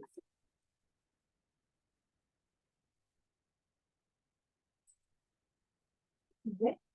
Here are some examples of NI activities. Bike and walk curriculum in schools, bike and walk rodeos, safety education at community events, crossing guard programs, temporary demonstration projects. There's quite a few here that's also listed, will be listed in the guidelines. But please note that NI is programming that education and encouragement and not public engagement for infrastructure projects. So we really want to emphasize that and make sure that everyone is aware. These NI examples and more can be found in Appendix B of the ATP guidelines, which may be updated for the next cycle. So make sure if you're planning on putting together an NI application that you review the most current guidelines. Next slide, please. Now we'll get into the PSR equivalent details for a non-infrastructure project, whether standalone or the NI piece of a combo project. Attachment G of the application is the NI work plan called the Exhibit 25R. It's an Excel spreadsheet which is available on the Caltrans ATP website. Just note that the attachment is currently from cycle 6 and may have some slight changes for cycle 7. So when the call for projects is open, do get the most updated form. The 25R is the NI project scope, which if awarded, the project applicant will be accountable for delivering. It's important because it outlines tasks and deliverables, schedule, and costs associated with the NI project. The 25R is also our way of verifying deliverability and compliance with the NI guidelines. So here's what needs to be included. Make sure what you describe in the narrative of the application is included in the 25R. Caltrans does cross-check the narrative with the 25R, and we have seen some applications that describe certain activities in the narrative, and then when we look at the 25R, it's not listed or it's rather vague and not defined. Also make sure you establish any partnering commitments with other agencies or entities such as schools, school districts, or local public health departments prior to submitting the application. This may be especially true on a combo project when a city or county might be the applicant and then the public health department might be implementing the NI work. This is important because we have seen applications that come in stating a partner agency for the NI work, and then once funded, the applicant then asks the partner and they're unable to be involved for one reason or another. So now the applicant has to do a scope change. So again, this is just a reminder, please make sure to get all commitments at the time of application. Another note is that NI projects can use consultant, nonprofit, or community-based organizations to do the NI work. If this is the case, once funded, the work will need to be competitively bid, so specific consultants or nonprofits cannot be identified in the application. Be sure to reference and use the ATP NI guidance for eligible expenditures under the ATP. This is probably the most common cause for our comments on applications. For example, we must ensure the spending on safety incentives for participation isn't excessive or wasteful. So items need to have a purpose, be under a maximum cost, and have some limitations to how they are given out. The NI guidance also has sections on staff costs, travel costs, material costs, and more.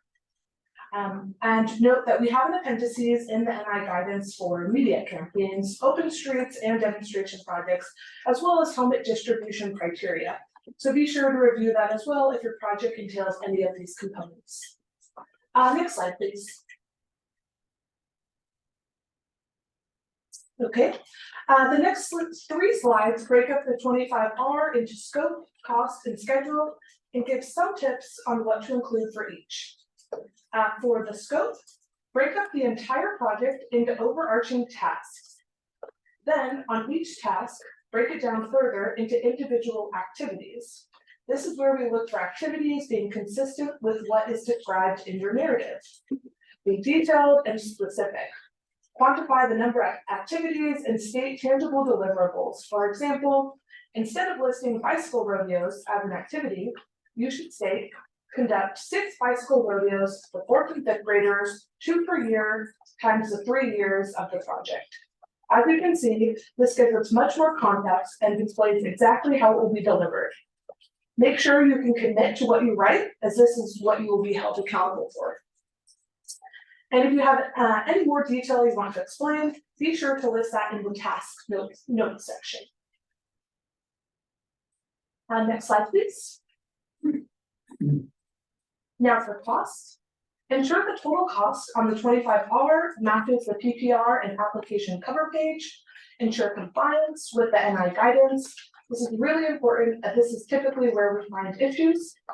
The 25R asks for staff time costs, include agency and partner staff costs, and TBD for consultant staff budget if you will be going out for bid. Or yeah, if your project will be going out for bid. In the tab called Other Costs, be sure to include all anticipated costs for travel, equipment, supplies, materials, incentives, and other direct costs. These categories match the NI guidance, so again, double check those sections for what is eligible. Throughout all tasks, indicate if any costs are coming from a source other than the ATP. Next slide, please. Now for schedule. Ensure the schedule on the 25R matches the PPR and application. Safe routes to school projects will need to coordinate with school schedules, so it's really important to think about that when you're putting together your application. For combo projects, think about if the NI tasks need to coordinate with the infrastructure schedule. For example, will the safety classes and encouragement activities be in preparation for the new improvements, or will it come after the improvements are in place to encourage use of new facilities? Again, the NI it's not for public engagement. I know I've said that a few times, but we really want to bring that message home. And every cycle we do see 1 or 2 combo applications that don't quite understand this, and so the NI portion of their application gets disqualified, which may impact their score since it is no longer considered a combination project. Next slide, please. Do you have any questions? Questions. So on the first, I think maybe first or second slide, you mentioned about like public engagement outreach not being included as part of NI components. So is there any guidance on like thresholds of where we should include it in the other phases of work, and just kind of generally looking for confirmation that it is still eligible through ATP? I might toss this one to So, so that was Denise from. Sorry. Asking that question. So. I'm not sure I totally understand. So as you know, in the application, there is a public engagement question. Yeah, so okay. My question is, what phase of work might be most appropriate to include some of those expenses as part of the project? Probably the environmental, because that's when you're going to be doing your outreach for your environmental document. Would you guys agree with that? I think so. At least you know, for community feedback and right. It just depends though. Yeah. The requirements depending on your environmental document, it will set the requirements for that. But as far as that phase of the project, it's more appropriate in that phase. So you're not going into the PCD phase and you have not done the outreach. Okay.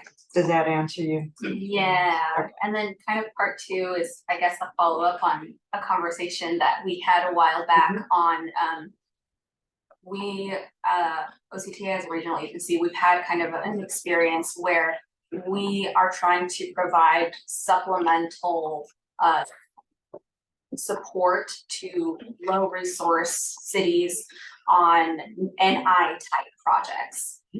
Where we're organizing like safe routes to school type projects or events on behalf of them because they don't have the resources to apply to ATP on their own. And so what we've tried to do in the past and been successful at through prior ATP cycles is being able to group together multiple schools, multiple locations for these types of activities. But then in the past cycle, some of the feedback that we got was that it was kind of an issue where we weren't able to specifically identify schools upfront in the application because as part of the scope, there was the inclusion of actually securing those partnerships with schools and going into more detail and getting those commitments. So I just wanted to kind of see if there was any other input that we could get from Caltrans on the best way to go about that so that we're still not just cutting off some of those low resource agencies that wouldn't be able to apply on their own. Yeah, I think that's a great question. I'm new to the program as of August, so I will definitely look back at previous comments that were provided to you all so I can, see what was said there. So, Ally, this actually has come up somewhat frequently because I think, Denise, what you're saying is that sometimes when you're applying, you don't know exactly which schools. Yeah. Right. So Okay. the way that we've approached it so far, which it seemed to work okay, and it worked in the first cycle and it was fine, was that we would identify an area that had disadvantaged communities and there's say 100 schools in the area and the scope narrows it down to like 25. And based off of, additional conversations, once the project has been approved with school, because it is really hard to get commitments from schools, 1.5, 2 years in advance, as then being able to secure those commitments from schools at that point in time when the funding is approved. So are you saying then you got scored down on your application? Is that the? Not identifying. Okay, so yeah, I think what we could do, this is a good point, and but we have the application and the scoring rubric workshops coming up. So let's remember that and see if this is something that we can address there, because I understand the need for a clear 25R, but I understand what you're saying too, Denise, that sometimes you can't totally identify everything up front. So let's see if we can figure this out. Yeah, thank you so much for those questions. Next slide, please. Sorry. Yeah, Ally, we did receive a couple questions online. So we have one from Tony Mendoza asking, does the competitive bid requirement preclude consultants who assisted with a grant application from pursuing work for NI and capital or just NI? Didn't we get this question recently? Yeah. And I think this is contracting law. I would say speak with your legal staff for your agency or whatever local agency that's being represented. Yeah, I think we can't provide the best guidance on this. We can't provide legal. Legal advice. We're not lawyers. You don't want us doing that.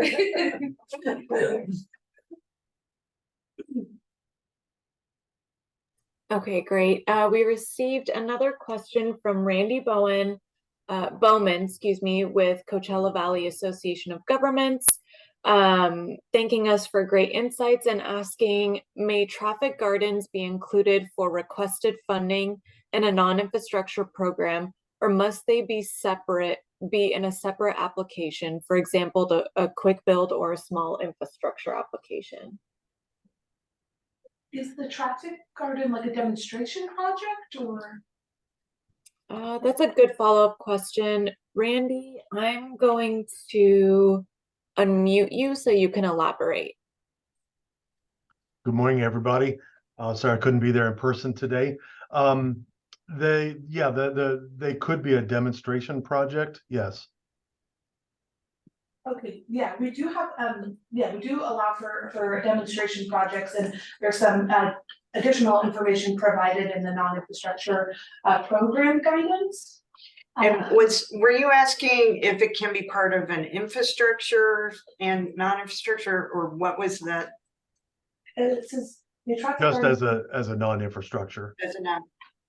Oh. So, yeah, so. Yes, sorry. Yes. Yeah. But you can do it as a combo project Yeah. too. Okay. You can do your NI as part of a capital project. Okay, great. Thank you very much, Lori. Thank you, team. I appreciate, thanks Victoria for dropping the link about traffic audits. Yep. We received another question from Martha Armis Kelly from Catholic Charities, Environmental Justice, and the EAC member. On non-infrastructure projects, can it be educationally driven before and after the project? Are you asking like for a combo? So is that like an infrastructure and non-infrastructure project that wants to do education before the project is built and after? I'm going to unmute Martha so that she can elaborate. Yes, exactly.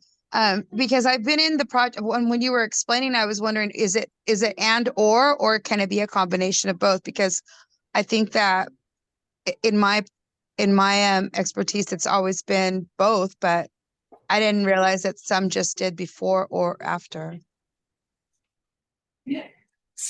So this touches on the issue of when the phase is programmed, because it has to be programmed somewhere, and only in one place, and which is typically in the same years as the construction phase. So it might be tricky in managing it if they're trying to do education before and after. I think. Does that make sense, Desiree? Yeah, it sounds like you have to pick one or the other if you're doing one project, but if you wanted to do two projects, maybe you can do like a before and then and after, depending on how you wanted to couple it with the infrastructure. Could you do like a non-infrastructure application on its own for the before and then a combo for the project and the after engagement? That's my question. You know, I wanted to just mention, because like for the Walnut project in Atwater, California, Winton, California, we did the actual survey and the project with the families, and it was incremental because it was a long time before the actual implementation came, right? So I'm imagining that the grant we did early on just to get the community acclimated to what was coming, and then afterwards so that they would actually get to celebrate and enjoy the infrastructure that was built. So I guess maybe it might have been done in two phases. So that answers my question. That what you said was a good idea, Ally. The only problem is if you don't get funded for both. So but what Martha is bringing up is a good point, because the ATP program is the only program that I know that has this non-infrastructure element to it, and it doesn't fit well in the commission and Caltrans's processes for the way we allocate and how funds are used. So we do run into some issues with this. So why don't we all should talk about this a little bit and see if maybe we could get some better guidance on this, because it comes up in timely use of funds and various things where when you want to do the NI doesn't quite line up with our procedures, I guess. Yeah. So thank you, Mark. We also have Victoria Custodio with CDPH, and she's part of the non-infrastructure team. She has her hand raised. So Victoria, did you want to add anything to that? Yes. Hi, everyone. This is Victoria Custodio. Can you hear me? Yes. Okay, we great. can hear you. Thanks. Hi, everyone. So I just wanted to, I think that last question was a great question. So I was wondering if it would be okay to just fill out the 25R form if you're doing before and after project work to indicate the time periods that you'd be conducting the education activities. I don't think that, you know, I think you get around not having, you know, multiple applications. I think you would just need to specify in the 25R that you're doing before, I mean, education during a certain window of time, intense education within a certain period of time, and then again when the construction is complete. And so essentially there should be a construction timeline, and you know when the construction should be completed. Hopefully that time frame can work if I'm, or you know, if it's within like the standard amount of project delivery time. So is that a thought, or are you thinking like even like pre-construction activities as well? I find this question very interesting. Sorry to chime in and Well, you know, when we did did the ATP project in Winton, there was no infrastructure at all. There were no sidewalks, and the folks, we had to do a survey with the folks, and we brought them out and said, hey, what do you see? What are some of the things? And we actually had the community come and survey and work with the planners, in fact, and just giving their inferences and their suggestions. And we had funding for that part. And then we went back later once the project was already in implementation and started looking and discussing how it's improved the corridor, how it made the difference for the community, how they could celebrate by using it. Now they can walk more, they have more access to different spaces. And that was the initial proposal, that we were going to go in phases, and we allotted for that amount of time. But when you were mentioning all the different things, that's why I was wanting to make sure that we can actually do that. So, go ahead, Victoria. Yeah, I was just gonna say, I'd love to explore if that could be done within the 25R in some way. So one thing, so Teresa McWilliam, who is also with the Caltrans ATP team, she put in the chat, can they allocate the non-infrastructure before design and then ask for the additional time at time of allocation? And you can. That actually might be a good strategy. Yeah. Yeah, seems like there's multiple different strategies. It just kind of just depends on all the timing. So. Yeah, but you have to be careful on your timing. Yeah.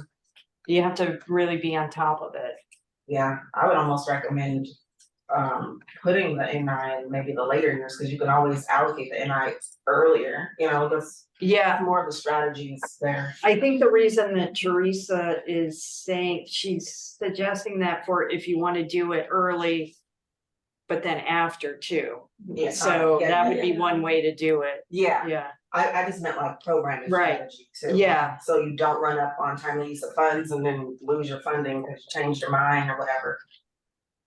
So I would say, if Allie's okay with this, if you have this situation and you're gonna apply, maybe check in with Allie on how the best way to plan your NI. Just make sure you're doing it before the call for projects goes out, because then it's harder for us to respond to specific questions on an application. Yeah, I'm getting back, and my email will be at the end of this presentation as well. Okay, next slide, please.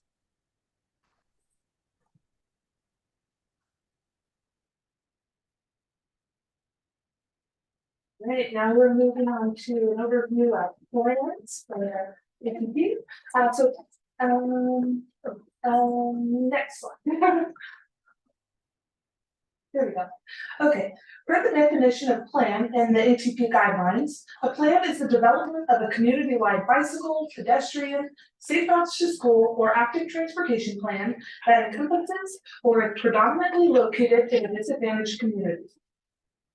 The first priority of funding will go to applicants that have neither of those 4 types of plans. The second priority of funding will go to eligible applicants that may have one type of plan, but not all. The third priority for the funding of plans will be for updates to an active transportation plan that is more than 5 years old. The lowest priority for the funding of the plan will be for updates to an active transportation plan that is 5 years old or less. The reason for this is because we want to encourage agencies that do not have any sort of active transportation plan to apply to compete. We want to encourage folks who don't have a plan to apply. And the plan is such an important step in order to apply for a construction or to construct a community-driven active transportation project in the future. And I will point out on our website, we do have a list of existing plans from across California, so that's a great reference. And my team will be updating that list prior to cycle 7. So that is a resource if you're unaware of whether or not a plan already exists within your community. Okay. Note that a plan is a standalone project type and cannot be combined with any other project type. We have seen applications try to combine a plan with an NI or a plan with infrastructure, but that is not allowed. Next slide, please. Now we'll get into the PSR equivalent details for our plan. Attachment H of the application is the plan scope of work called the Exhibit 25 Plan. It's an Excel spreadsheet. It may be updated slightly over the next few months, so be sure to get the most current version when applying for cycle 7. The 25 plan is the plan project scope, which if awarded, the applicant will be accountable for delivering. It's important because it outlines tasks, schedule, and costs associated with the plan development. The 25 plan also allows us to verify compliance with the ATP guidelines plan components in Appendix A. So here is what needs to be included. Be sure that what you describe in the narrative of the application is included in the 25 plan. Caltrans does cross-check the narrative with the 25 plan, and we have seen some applications that describe certain activities in the narrative, and then when we look at the 25 plan, it's not listed. That might sound familiar, because we provided that same advice for the NI work. For example, community engagement is a big piece of the planning process. So in the application question, the applicant describes doing community surveys, tabling at farmers markets and other existing community events, having an interactive feedback website. However, when we read the 25 plan, it does not list any of this. So the takeaway is make sure to be consistent between both documents. Also be sure to include the plan component sheet, which is one of the tabs in the 25 plan. All this entails is a check mark to ensure the required components are included in the plan. And if they are not, all we need is a brief explanation as to why. This doesn't impact your score if you don't include all components, but we want to ensure that they were at least considered. You do often find that this particular piece is missing within applications. Finally, be sure to include key planning process tasks, such as existing conditions analysis, robust community engagement, project prioritization, and an implementation plan. Please note that plans and planning documents cannot go beyond 30% conceptual design. Next slide, please. All right, these next 2 slides break up the 25 plan into scope, cost, and schedule, and give some tips on what to include for each. For the scope, we'll want to break up the project into overarching tasks. Then break each task into individual subtasks. Be detailed and specific in the task description. Again, make sure it matches what is written in the narrative. And then on the far right column, you will need to select the components the task will address from the drop-down menu.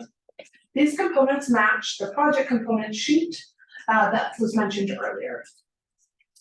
In one tab of the 25 plan, we provide a sample scope for your reference. Do not copy the sample scope of work. Your project is unique. And unfortunately, every cycle we do get a couple applicants that use the example scope of work. So we obviously know when that's happening. So use it as a resource, but don't copy it word for word. Okay, next slide, please. And now for cost. Ensure the total costs on the 25 plan match the PPR and application. include the anticipated costs for each subtask, and indicate if any costs are coming from a source other than the ATP. For schedule, be sure the schedule on the 25 plan matches the PPR and application. Section A5, and be sure to include the start and end dates for each task. Okay, next slide, but I will just pause for a second. Oh, cool, we have a question slide.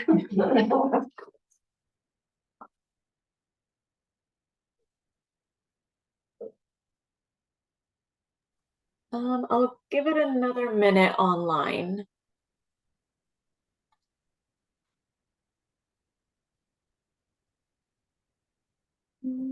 Not seeing any questions or hands raised at this time. No worries. Next slide, please.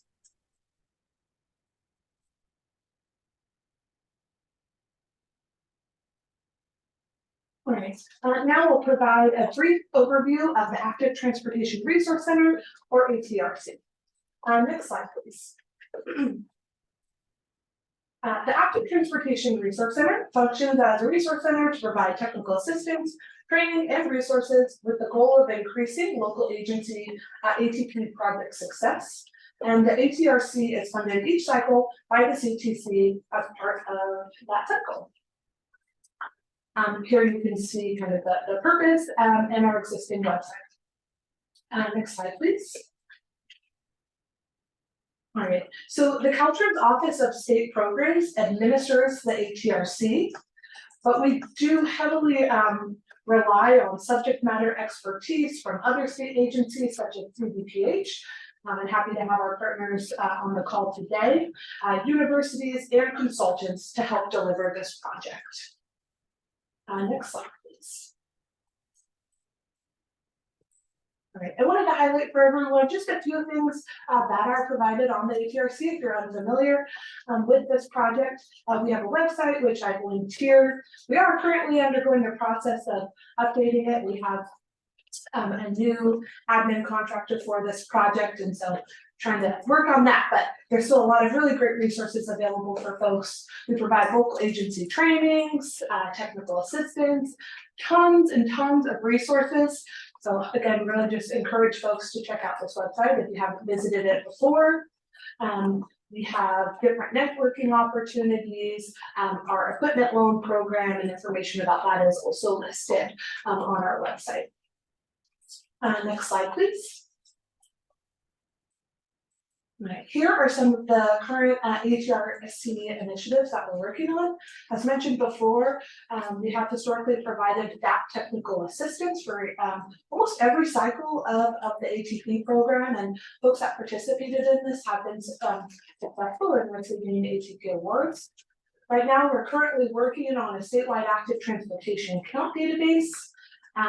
That was really built off of the great work that SCAG did for their own regional database. So we're working with UC Berkeley right now to develop that, and we'll be sharing out project updates as that moves along.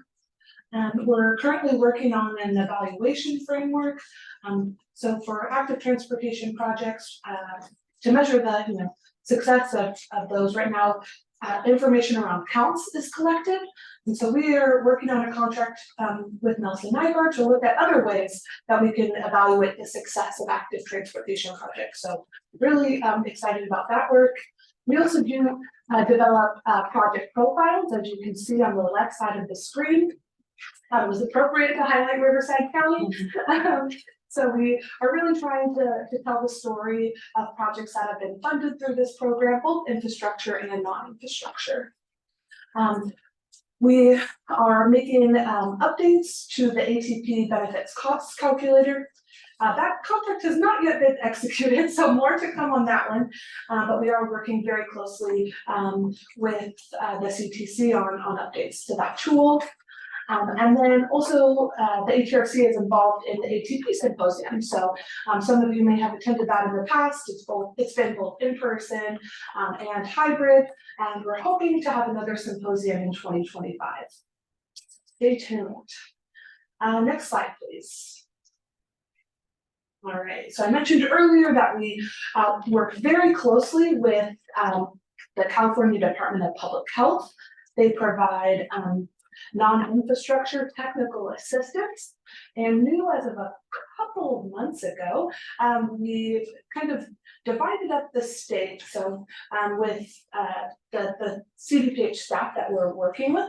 So Victoria Custodio is going to be able to provide any NI technical assistance if you're in Caltrans districts 1, 2, 3, 4, or 5. Alicia Ramos is available to provide assistance in districts 6, 9, 10, and 11. And Marianne Hernandez is able to provide assistance for districts, for 7, 8, and 12. Again, the focus is really on NI technical assistance. So if you have questions about infrastructure projects, they're not going to be your people, but I can help you reach out to the appropriate staff. And their email is listed here on this slide if you just want to more generally reach out to this group. Next slide, please. All right, we're almost done. So here is just all of the different contacts available to you as folks applying for the ATP program. We've provided a link to local assistance contacts, also the district ATP coordinators, and then from headquarters, the 4 of us sitting here, all of our emails are provided. For the infrastructure PMs, they have their districts listed out, and then for myself, I'm able to provide assistance all across California. So, and then my 2 colleagues, Michael Hutnick and Emma Malone. Or sorry, I think I said her name wrong. Apologies, Emma. And next slide, please. Great. I think that's it for me. And if there's any additional questions on the ATRC or the work that we do, happy to answer. We did receive one question online asking if we could include the ATRC website in the chat. So thank you, Desiree, for providing that link. Other than that, I'm not seeing any questions come in or hands raised online. Yeah, thanks so much, Desiree. I do just want to flag for folks, I mentioned it earlier, we're in the process of changing our ATRC admin contract over to UC Davis. So there may sometimes be errors where like a link doesn't work or something like that. If there's a document that you're looking for, just feel free to send me a message and I can assist you. But yeah, we have previously worked with Sac State, and now we're going to be working with UC Davis. So might be issues with links and stuff here and there. So while people are thinking about maybe the final questions, I wanted to add a couple of things. One is thank you for providing all those great examples, because those are really good examples to follow. But there's also a lot of them on our website too, that you can access all of the successful applications from the last few cycles.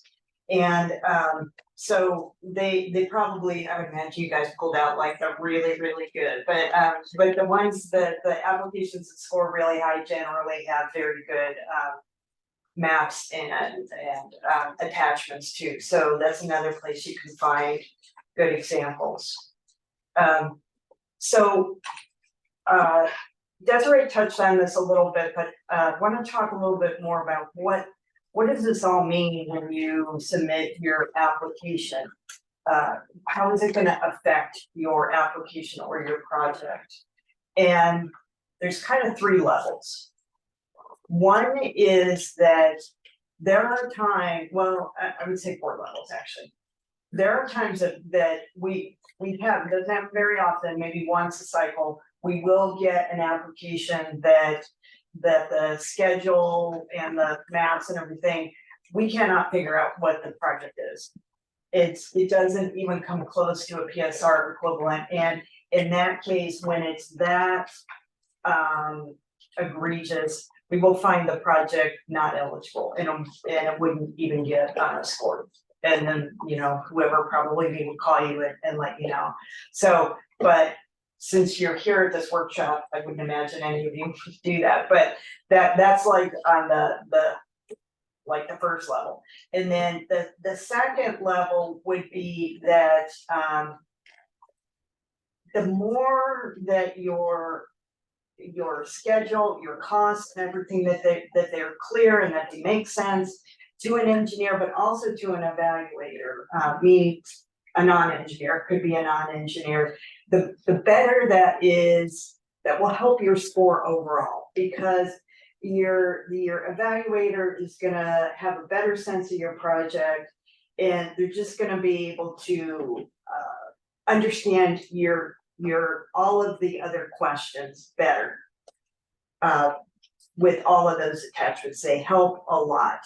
I'm not an engineer, and the first thing I look at in an application is the map, because I want to see what's happening. And if I can't understand that, then it's usually not going to be that good of an application.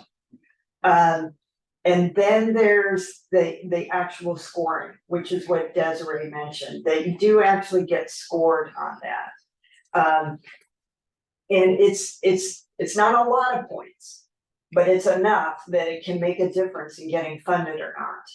So we are looking that all of those things are clear enough that we can give you the full points on that. And then the last thing is, there are times where your application is PSR equivalent, everything's pretty good. You score high enough that you get recommended for funding, but there are times where when the engineers have looked at your project and your application, there's something that they think they would recommend you doing something different. So maybe it's your schedule, or maybe what else would it be, Desiree, that? I guess maybe some refinement in the plan sometimes, if it's not completely clear to us where everything is and what it is that you're doing, then we'll ask for some more information there too. So in that case, you may see that when the staff recommendations go out for a cycle, we'll have like some kind of notation, like an asterisk, and say that Caltrans will work with this agency to clear up, I can't remember the words we use, before it's actually voted and programmed. And that's nothing to be concerned about. We're just trying to help make sure that you all have the most successful projects as you can have. So that's the different ways that it can affect the scoring and being funded or not funded. Anything come in, Alika? No, I haven't seen any hands raised or questions come in.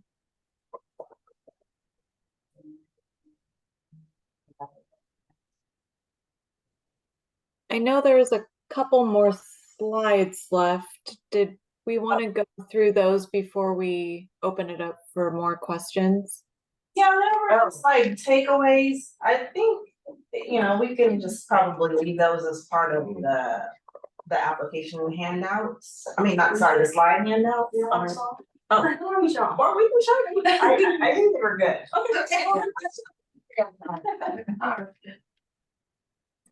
Okay. I guess I'll go and then. Yeah, Okay. I think it's, yeah. Okay, so just to wrap up the summary and takeaways, just as a summary to wrap up. Go ahead to the next slide. So you'll want to perform a site visit.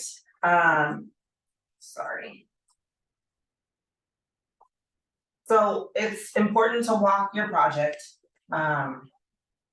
But I cannot stress how important that is. So, and take the appropriate staff with you. Take your engineers, your right-of-way specialists, your environmentalists, your stakeholders, so they can all have input when they see what the project is as well. You'd be surprised how many different things that you'll find out.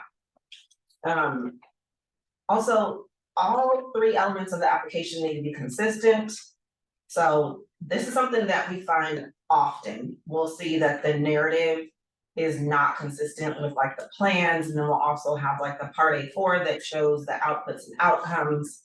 And some stuff will say one thing, and then some stuff will say, you know, something else will say something else.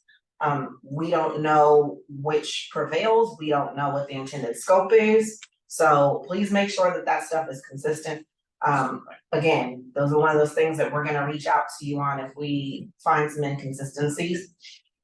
Also, the scope in the application at the time of programming is the approved scope. So that is what you'll be expected to deliver. If you deviate from that, then we will be expecting you to complete the scope change process, the scope change request. Do your community engagement early and often. Make sure that your project meets the needs of the community. We've seen many projects get killed because the community just does not want it. So make sure that that your community wants it before you submit your application, do all that work on the application, and then also subsequently get approved for funding. Because you know it's not fun when those projects get canceled. Ensure that the plans show where and what elements are being proposed. Again, we want to see the full project limits of the project. Don't cut off the limits so we can't see how far your project extends. Show each intersection and where you're placing your curb ramps and your crosswalks. All that stuff is really important. And if you have any questions, reach out to us and ask us, especially, you know, prior to submitting the application, during the application process. There are a lot of issues that can be resolved if folks would just kind of ask us. Next slide.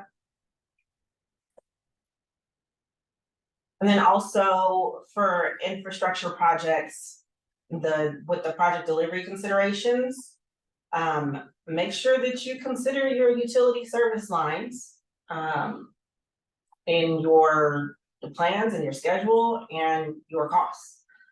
And that goes along with walking your project, you know. So when you walk your project, make sure that you see that. And those are things that we also take into consideration when we're looking at projects, because you know, we'll just do like a simple Google search and we'll see those types of things and we'll be wondering, it doesn't look like that was considered. So make sure that that was considered. Also, drainage infrastructure modifications as well. You're putting in sidewalk, most likely you're gonna need to put in, you know, sewer and gutter, storm drains and gutters.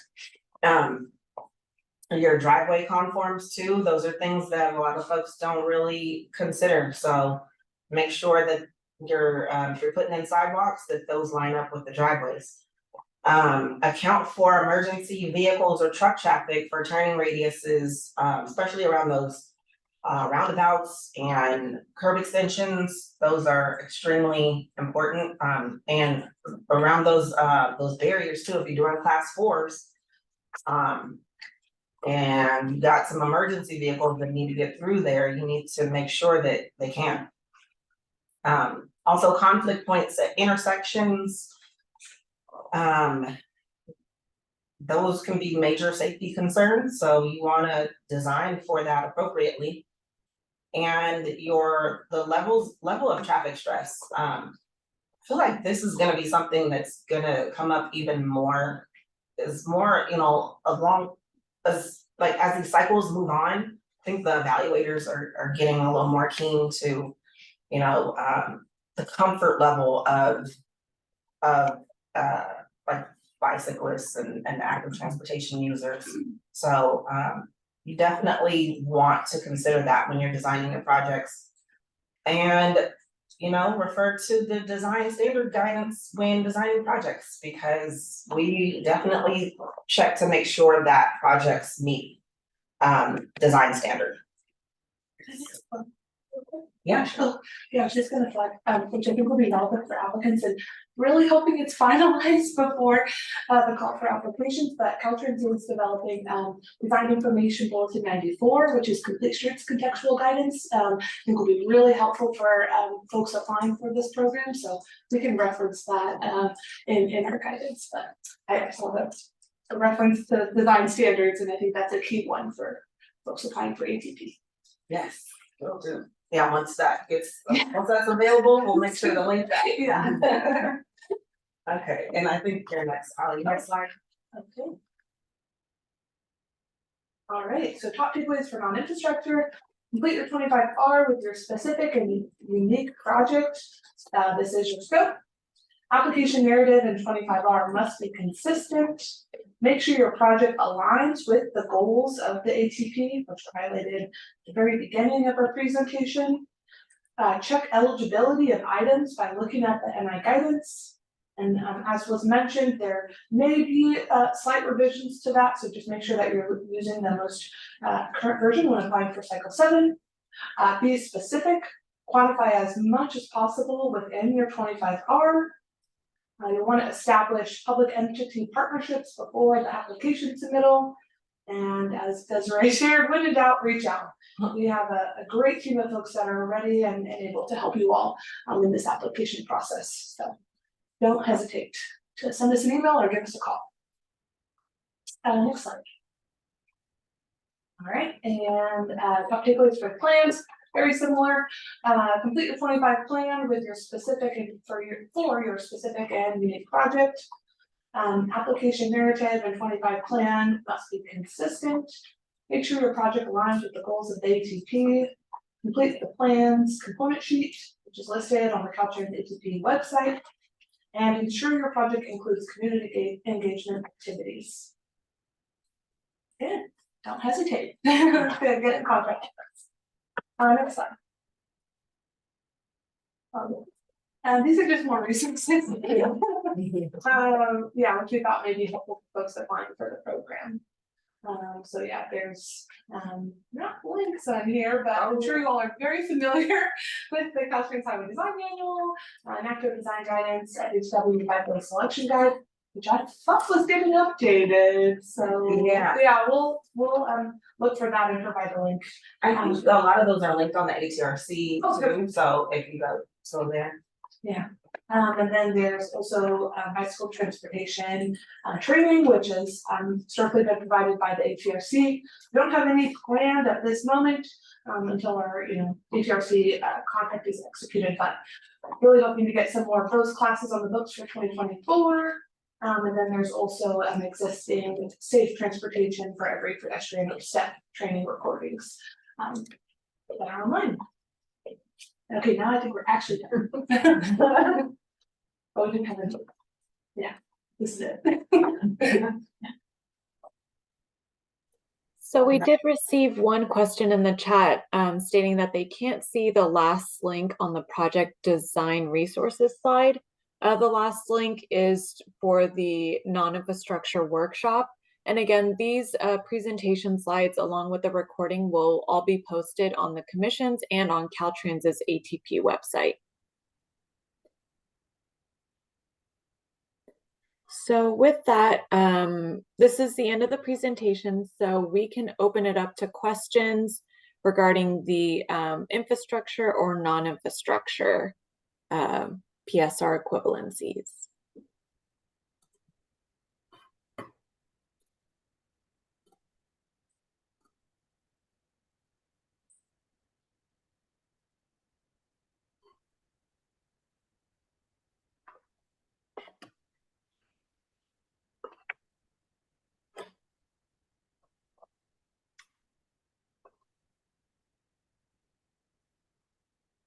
Not seeing anything coming online. We can give it another minute or two. Alika, we just want to sit here in awkward silence. Well, we have, 10 minutes, so we can definitely do that.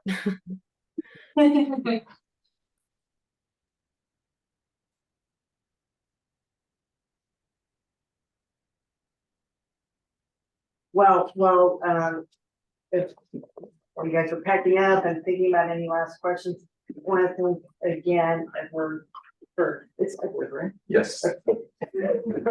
For helping us today. This is great. And to Western Riverside COG for hosting us here. And thank you so much to our Caltrans team for putting this together, putting so much work into it. They do such a good job of this, and it will guaranteed will help you a lot in your application. And of course, I want to thank Alika and Beverly for holding down the fort at home and being there to help as needed. And Alika, thank you for keeping us all on track with our questions and everything. Sure, no problem.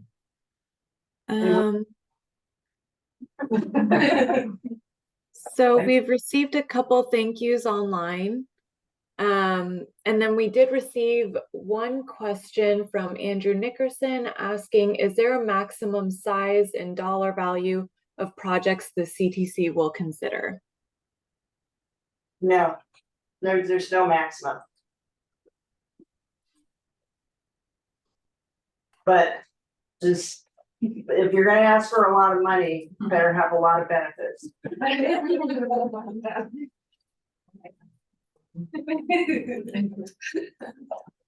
Alika, when's our next workshop? Our next workshop is scheduled for January 10th. I believe that's at 1 to 4 p.m. And that workshop is to discuss the applications, and that will be held virtually, again, on January 10th. We have the save the date posted on the ATP's, on the Commission's ATP website. And then our final workshop is February 6th at 9 a.m. to noon, and that will be to discuss the scoring rubrics. So we don't plan to, we didn't make a lot of big changes in the cycle, in the cycle.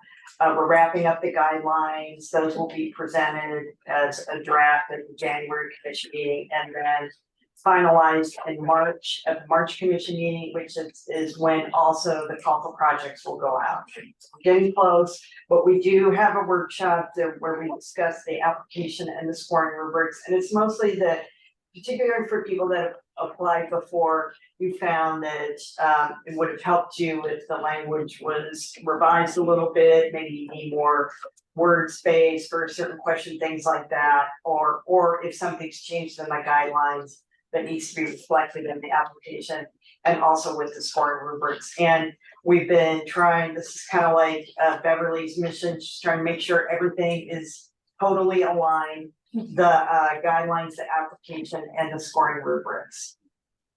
So that's what's coming up. I can't think of anything else to say. The branch one is nice. Oh, yes, the branch workshops are coming up. I didn't say that because Alika will kill me if anybody asks for another. We are kind of booked on our branch workshops, but hopefully you're so. I think we're doing one for you in Imperial. Yeah, we're gonna go to Imperial. So yes, we have some coming up. Yep, and those are all listed on the Commission's website as well. We got another question asking if the link to the recording will be available. Yes, it takes about a week for us to work with our web team. I would give us at least a week and a half if possible, just because we do have a commission meeting this week. And so our web team is working really hard to get all of those meeting materials posted. So it may take a bit longer than a week, but it usually takes about a week to post the workshop presentation along with the recording. And thank you to all of you for all the really good questions. The questions are really what add even more value to this workshop. So thank you to everyone. Okay, Alika, are we dismissed? I believe we are. I'm not seeing anything else come in except for a lot of thank yous. Thank you very much. Thank you all for. All right, thanks everyone.